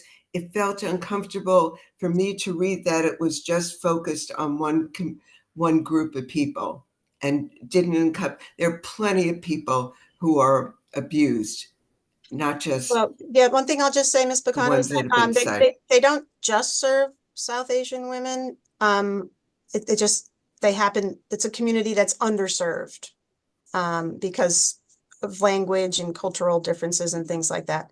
So I think this was an effort to try to make sure that an underserved community gets served, but not at the exclusion of other communities. I think we don't know lost. too. We have Matt here who wants to. Do you want to address? Sure. Yeah. Do you want to? Yeah. I'm just going to put a little chart about ULURP in the chat as well, just to help make sure everybody has the same understanding about the public approval process. Thank you, Michelle. Hi, just wanted to identify myself. My name is Matthew Malloy. I am Councilmember Hanif's Chief of Staff. We'll certainly be, elevating the questions, the comments. The council member did have to jump and go to the 78th precinct meeting, which she regrets, but just want to make it clear that our office is here. And I want to definitely echo, Chair Pena's comments as well. I think this is a really good opportunity. We have Michelle from FAC on. I think the disagreements on the proposal are long-standing. I don't think there's a world where, folks who did not agree with this proposal coming into tonight are going to leave, now supporting the project. But I do think there really is an opportunity for people with concerns, people who are invested in how this project is going to impact them as it is constructed and as it's implemented. And I really hope we can, as I'm sure we're maybe coming towards the back quarter or end here, I really hope we can ask some substantive questions to Michelle from FAC, because I'm sure that there's a lot we could learn about this project, and I think we all care about how this is implemented. And our office certainly wants to work with CB7. And wants to work with the community. And as was shared by Michelle earlier, yes, the intention of the construction task force is to have members immediately near the site. That's going to include members from Housing Not High Rises. That's going to include members not a part of Housing Not High Rises. But that's the intention there. Thank you. And next on the last public comment that we have so far is Ed Copeland. Ed, you can unmute yourself. Yes, hi. Hi, Michelle. Hi, So I have a few questions. One is, I understand the agreement, it's only good for 20 years. Is that correct? I think that's true, but I'll just say this, that the regulatory agreements for the affordable housing component will last longer. The mandatory inclusionary housing is in perpetuity, and the other regulatory agreement for the other affordable housing, generally speaking, HPD does about 60 years. So, but that's not explained anywhere here. So it's a possibility. But you know why? Because it says it's subject to the same requirements as mandatory inclusionary If I could housing. finish, Yeah. what you're saying, that there's just a regulatory scheme that's going to embrace them, and that they won't be able to get out of after 20 years? Is that what Exactly. you're saying? For the affordable housing, that's right. Okay. Secondly, if I understand it correctly, FAC is the only, which I know for many years, and I'll say as I think well of, but you're the only entity that can enforce this agreement. Is that correct? That's correct. Okay. And I mean, I'm not terribly familiar with these, but are those, I noticed that you can only get injunctive relief on that, and that you have to pay attorney's fees if you lose. Is that typical for a community benefits agreement? It can really vary, honestly. It can vary. Okay. I guess just two last questions. One is, you mentioned along the way that you thought some part of this might become co-ops. Well, Did I they mishear you? wanted to have language in the community benefits agreement specific to co-ops. That's the only reason why I think that, just so you know. It's not like I know that to be the case. Okay. So it came up somewhere, they proposed that? And I take it from that, It's, yeah. my last question, because that's totally new. I mean, part of this and part of my, difficulties with the project is while we're talking about 100 affordable units, though I don't really think they're affordable, particularly talking about 150 market rate units. So if we're talking about 150 market rate co-ops or condos, it sort of changes the picture, I think, somewhat for those of us in the community. How do you view it, just out of curiosity? Well, it seems to me that if you talk about, let's say a condo with the kind of views that this place has, I mean, it's one of the highest points in Brooklyn, where you're going to see, over the cemetery, over the park, down to the harbor. You're talking about apartments that are going to be very expensive. So I think it's going to increase rents in the neighborhood. As a homeowner, I guess maybe I should be happy about that because we do rent an apartment, but it seems to me from the community, anything that increases rents is bad for, people who are looking to rent at modest rates. It's just, maybe it's a catch-22, but that's just sort of how it would play out to me. So, that's my view. I can't say that is absolutely their intention, but they asked for the language to be included in the CBA, which is like that. Right. That was not language we included. Right. And, my last question, it sounds like you were involved for quite a while with the negotiation. Is that right? I mean, I would say that kind of came together at the very end, honestly. I mean, obviously there was Councilmember Hanif certainly, as she stated, made her what she wanted to see come out of the project, like the affordability without sacrificing units, that kind of a thing. And so, if you will, like those are negotiating points that get made, right? In public meetings. The actual CBA was, negotiated, after the city council hearing. right. Well, I guess it sort of gets to the question you may or may not know the answer is just, why along the way wasn't it proposed that someone or some entity that wasn't thrilled by the project would become part of the CBA? I mean, I heard your testimony and I understood your position at the community board meetings that, you thought, get what you can for affordable housing when you can get it because people need it. And, that's a legitimate point of view. But did anyone at some point say, might it not be a good idea to bring someone in here who wasn't thrilled with this process just to buy legitimacy with people in the community? I mean, you probably pick up, parts of the community are very, negative and very suspicious of the way it played out. So was that question ever discussed? I'm trying to think if it was ever discussed. I mean, listen, you're making a valid point. I'll just say that, these situations can be difficult. And I think had there, and again, I'm speaking from experience with the prior CBAs, in all those prior experiences, when other situations, when there are other signatories to the CBAs, very early on, those other signatories expressed an openness to working on a CBA and to compromise. I understand that the position of Housing Not High Rises is that was said and that was done.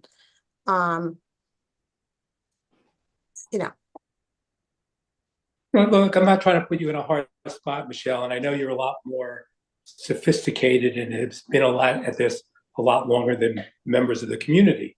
But it just seems to me there's a basic logic that if you're trying to get the community to believe and get behind something, that you bring in people who are, maybe skeptical to have a seat at the table so they have a chance to have a voice. It may not satisfy everyone. And I'll say I'm not part of Housing Not High Rise. I'm not part of their committee, it's separate, but it just seems to me it's a real good way to get a lot of disparate parts of the community to believe in it, to believe in a process. So to the extent, I'm asking it to you, but I'm really saying, like, to the extent you can, maybe there's still a way to do that and bring other I people think into we can, I think through the construction task force, that's part of the intention, honestly. you know, that's a second level seat. I mean, agreements can be amended, and I would hope that you could, you know, you have some ears that, you know, the rest of us don't, but that people would think about that and think about whether it might not be a really good move to, you know, satisfy this immediate community about their concerns about being shut out. I think one of the challenges of the CBA is that the parties who've entered into it have to be, both parties, you know, or all the parties have to be willing to any, you know, for any amendments. And I am not sure that the developer would be open to that. Well, you'll never know if you don't ask. Anyway, I'll let you go. I'm not trying to give you too hard a time here. Thanks very much. Thanks, Ed. We still have 3 more hands up from committee members now. Aaron Keith, you haven't spoken, so you're still there. Hi, can you hear me? Yep. Yes. Okay, great. Hi, my name is Erin Keith. I am a CB7 board member with both housing and land use. My background is in architecture, and actually, full disclosure, I am working on projects with FAC, not in this location, not for this project, and I have never met Michelle before, so I want to be perfectly clear and transparent.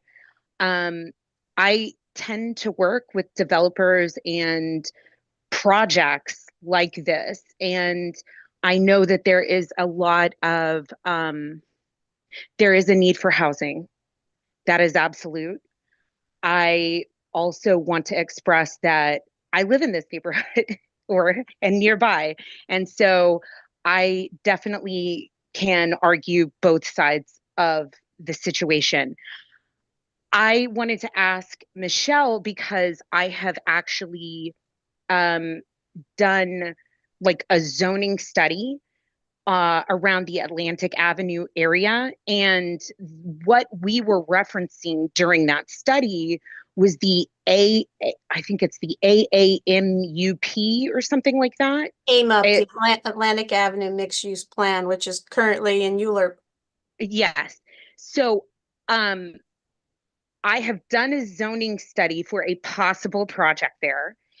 I wanted to know, and maybe you could clarify for the community, does that constitute the CBA that you're talking about?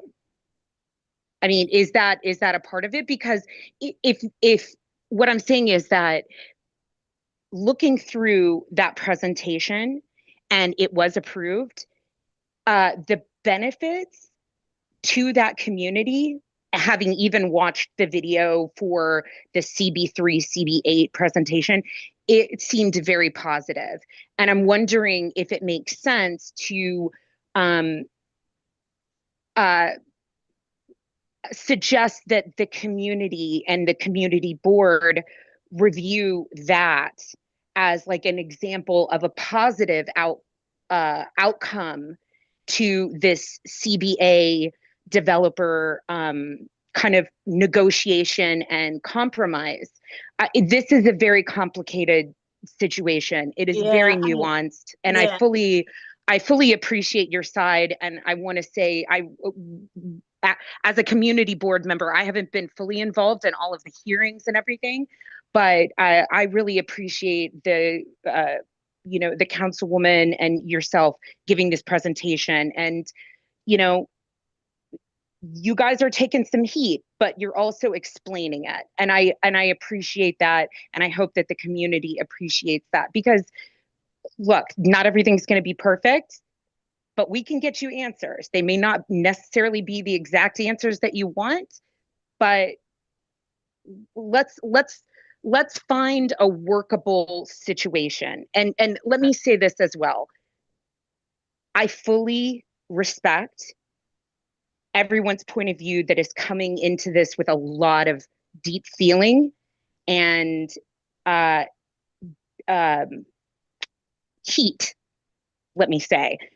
I fully appreciate that. I'm sure that is, this is the place to have that heard. But let me also say this. Where we are is where we are. And at this point, I want to make it known that I hear the councilwoman and Michelle telling the community that at this moment, things are not great. The CBA is in a very precarious position, and we have the opportunity right now to pivot and to possibly take a different approach. And while I fully understand the heat that is being expressed by the community, I also want to highly suggest that we take a moment, we ground ourselves, and we work with what we have and the cards that we have left. And we try to build back any cards that we may have lost. I have not necessarily been paying attention to all of the aspects of this project. And again, I am not advocating for FAC necessarily. I am not on this project. I have no affiliation to the project. I just have worked with FAC on other projects randomly in the city as an architect. And let me just say, in other projects and in other situations, I have found them to be good faith arbiters. But again, like, I don't know this project as much as everyone else in this situation because I'm so distracted at work. So I apologize for that. But, I think I really want to highly suggest that the community take stock of where we are and work towards making it better so that it is not so contentious. Because, honey, I'm from the South. So my mom always said, start with the carrot, end with the whip. As in, start with the sweetness and build the positive aspects. And then if worse comes to worse, pull some leverage. I think that at this point we've pulled as much leverage, and that's what I'm hearing. So I don't want to repeat myself. I don't want to take up too much time. So that's all I wanted to say. Thank you. Erin, nice to meet you. Nice to meet you. I think you said a couple different things, which I just want to say. One is we are where we are. You're right. Like, this project has been approved by the city council. We have a signed CBA, right? Like, the project has not begun construction. So, like, that is where we are. What has been negotiated has been negotiated. What has been approved has been approved. The other project that you're mentioning, that was a different situation. Like, one of the reasons why I share the different examples of the CBAs is each one is different. Like, each site is different, each community is different, like the needs of the community are different. Absolutely. Each developer is different and what they're really absolutely do. And so that's But anyway, I know other people have questions. I think John has his hand up and Julia has her hand up. Oh, and there was one comment in the thing about like the CBA coming together. Like, I'll just say that it's not unusual for CBAs to come together at the end of the ULURP process. Like, that is typical. That is very typical. Okay. I don't want anybody to like read into that in some way that like something was being withheld or anything like that. Like, it is typical for it to happen that way. Believe me, I wish it were earlier. So Julia, do you want to go next? Sure. Thank you again. So Michelle, I realize you're largely an administrator of this CBA, and I think, as others have mentioned, taking some heat for what I would call an egregiously egregiously bad community engagement process by Councilmember Hanif. So Matthew, I hope you're hearing this.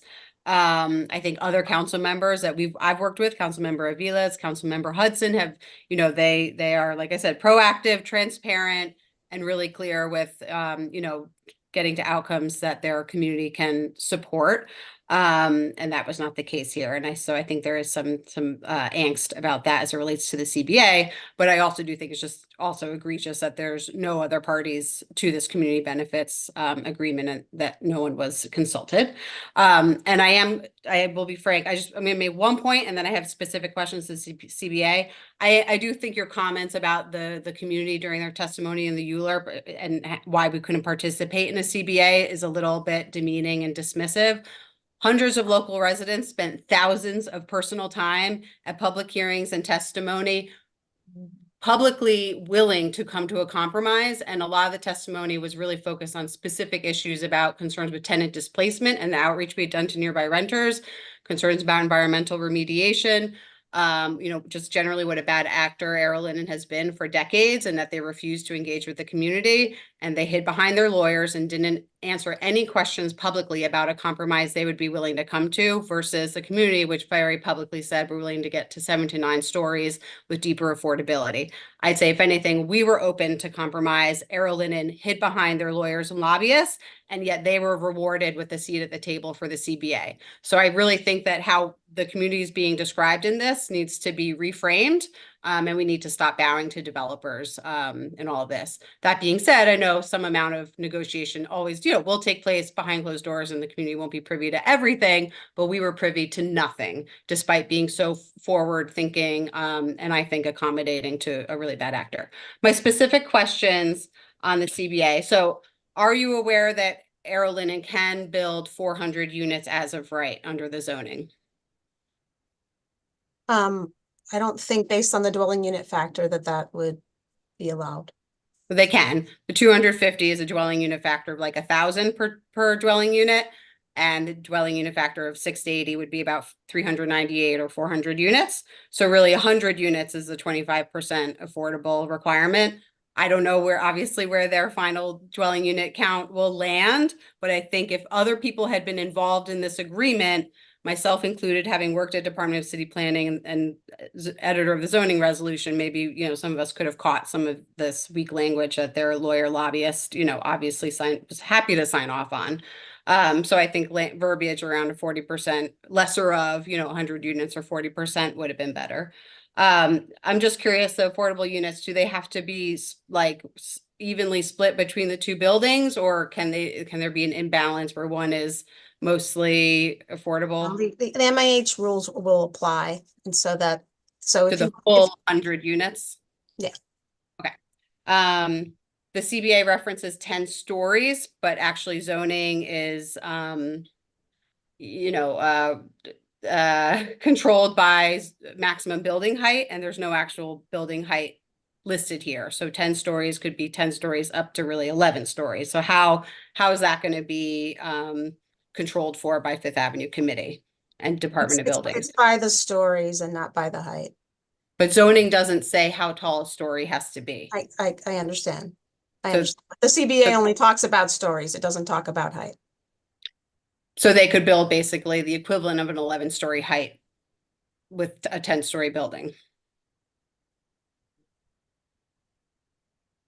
I can't speak to whether or not they can do that. I can just say that. Okay. We'd like you to go to bat to Department of Buildings and the community to keep it at what would be 105-foot maximum building height allowed by zoning for a 10-story building, because that's another weakness in the agreement.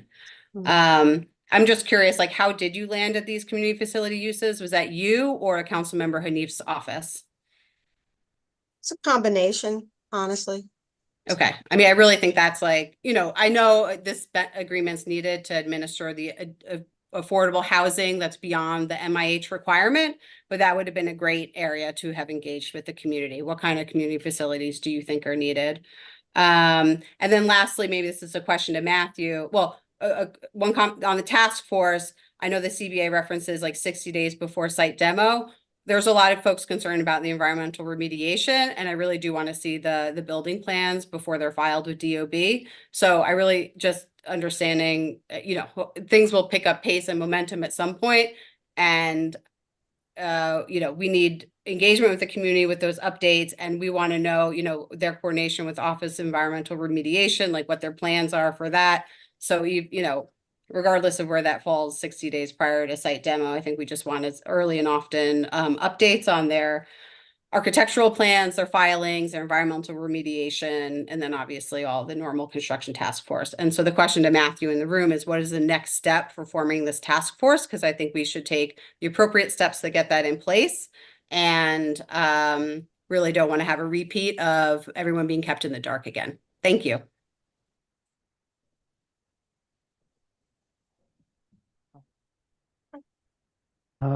Thank you very much. Yeah, I think I would say for the next step for the task force, I mean, I think that's something we're looking to ramp up once we are closer to the actual construction phase. But I would say certainly, we attend every CB7 full board. I think that can be something that's a standing item that our office reports on. And as we get closer to actually seeing the construction in the horizon, then maybe we can convene, this body, FAC, Councilmember Hanif, to figure out that process. But we don't really know how far we are. As Michelle has spoken, sometimes from approval to construction can be quite a long time. So I would say the next step is for our office to attend the next CB7 full board and to report on the status of it. And I think it would be appropriate for us to give regular updates on this project in addition to everything else that our office provides updates on.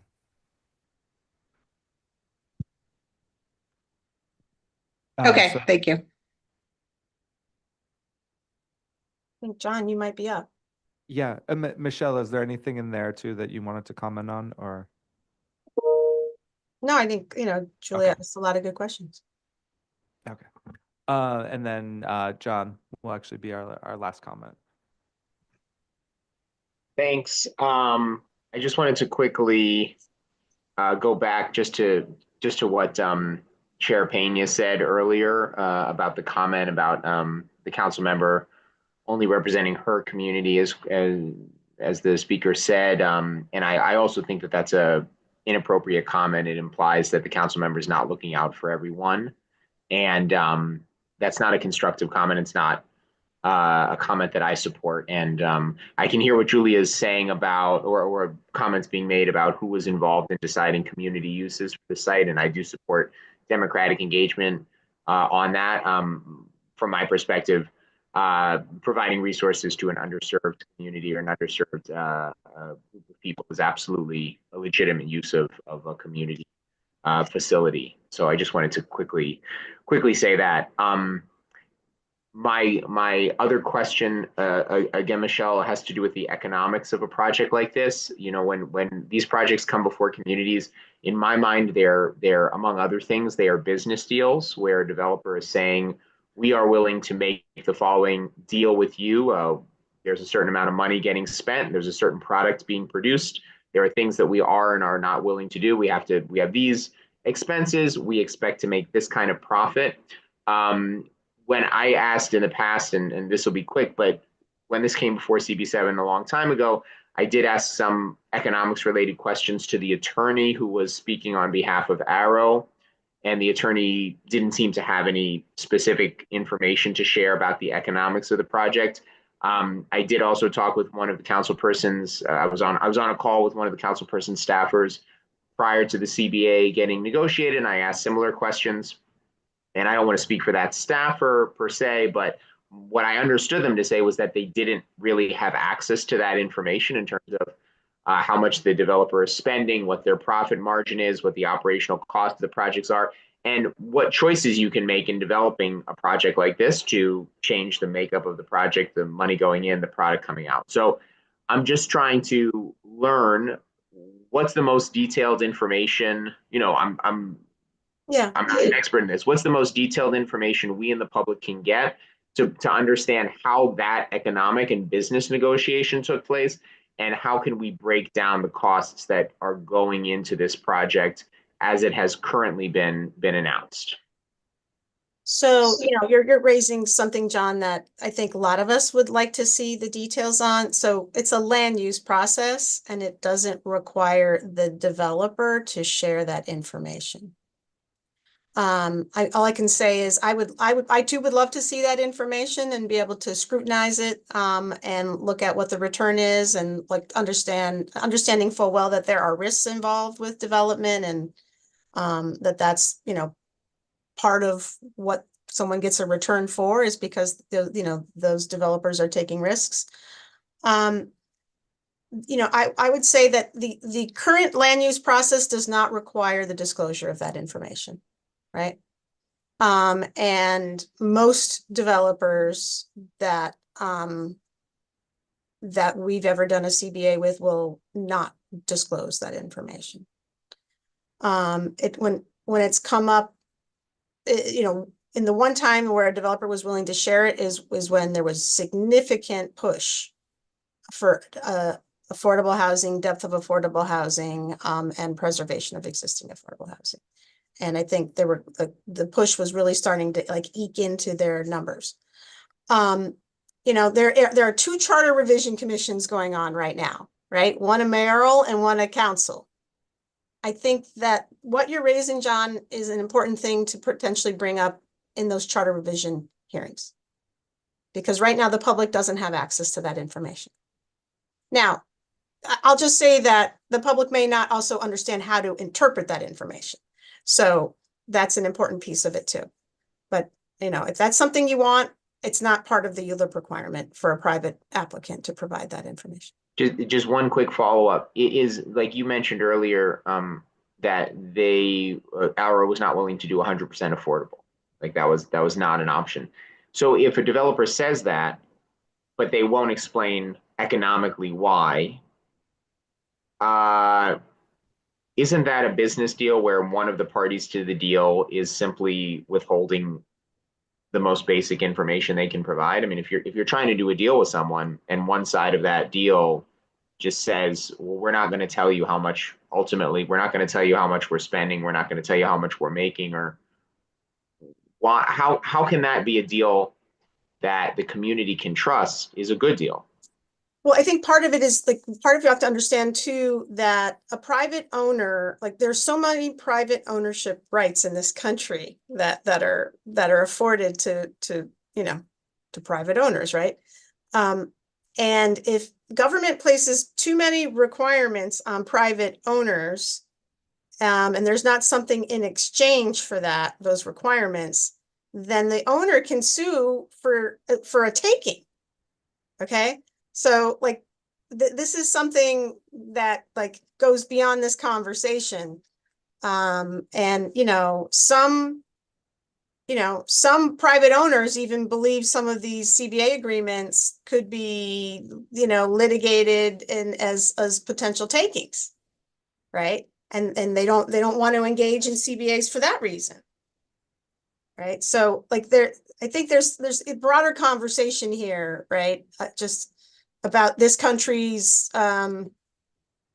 absolute belief in private ownership. And what rights are afforded to private owners of land. Okay, I certainly would love to know more about this, but thank you for your time and your thoughts.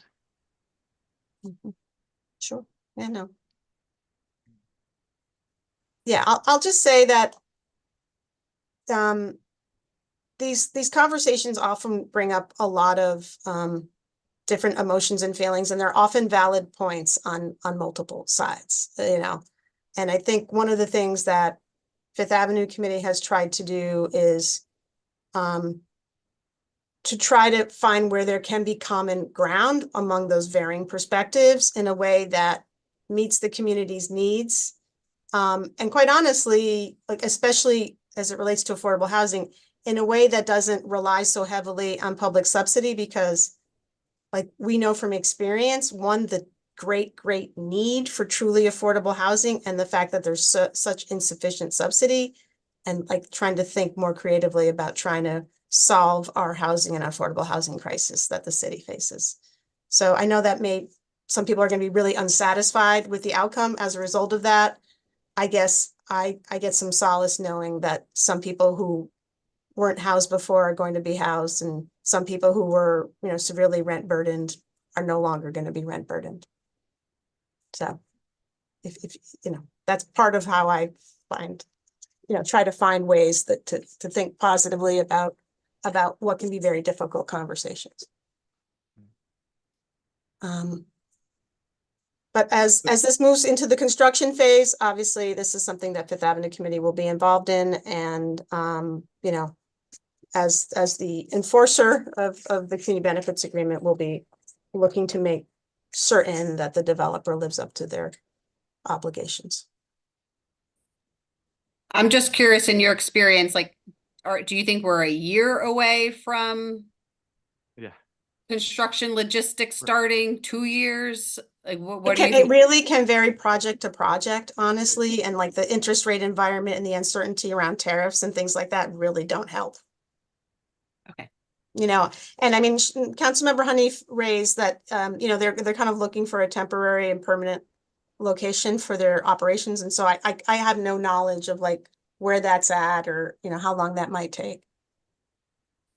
Yeah.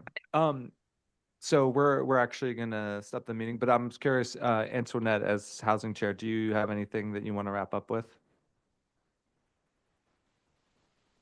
Or if she's not there. Sorry, I was having issues unmuting. We'll be providing an update at the full board meeting just on this project, on this particular meeting, and then just some other things are also going on in the community around housing.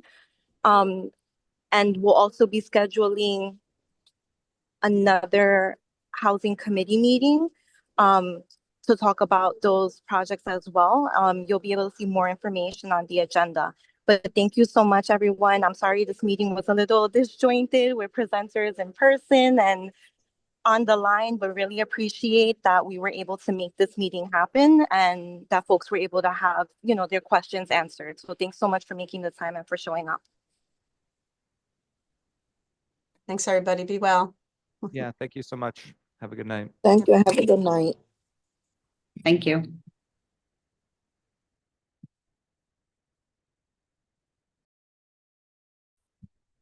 Any official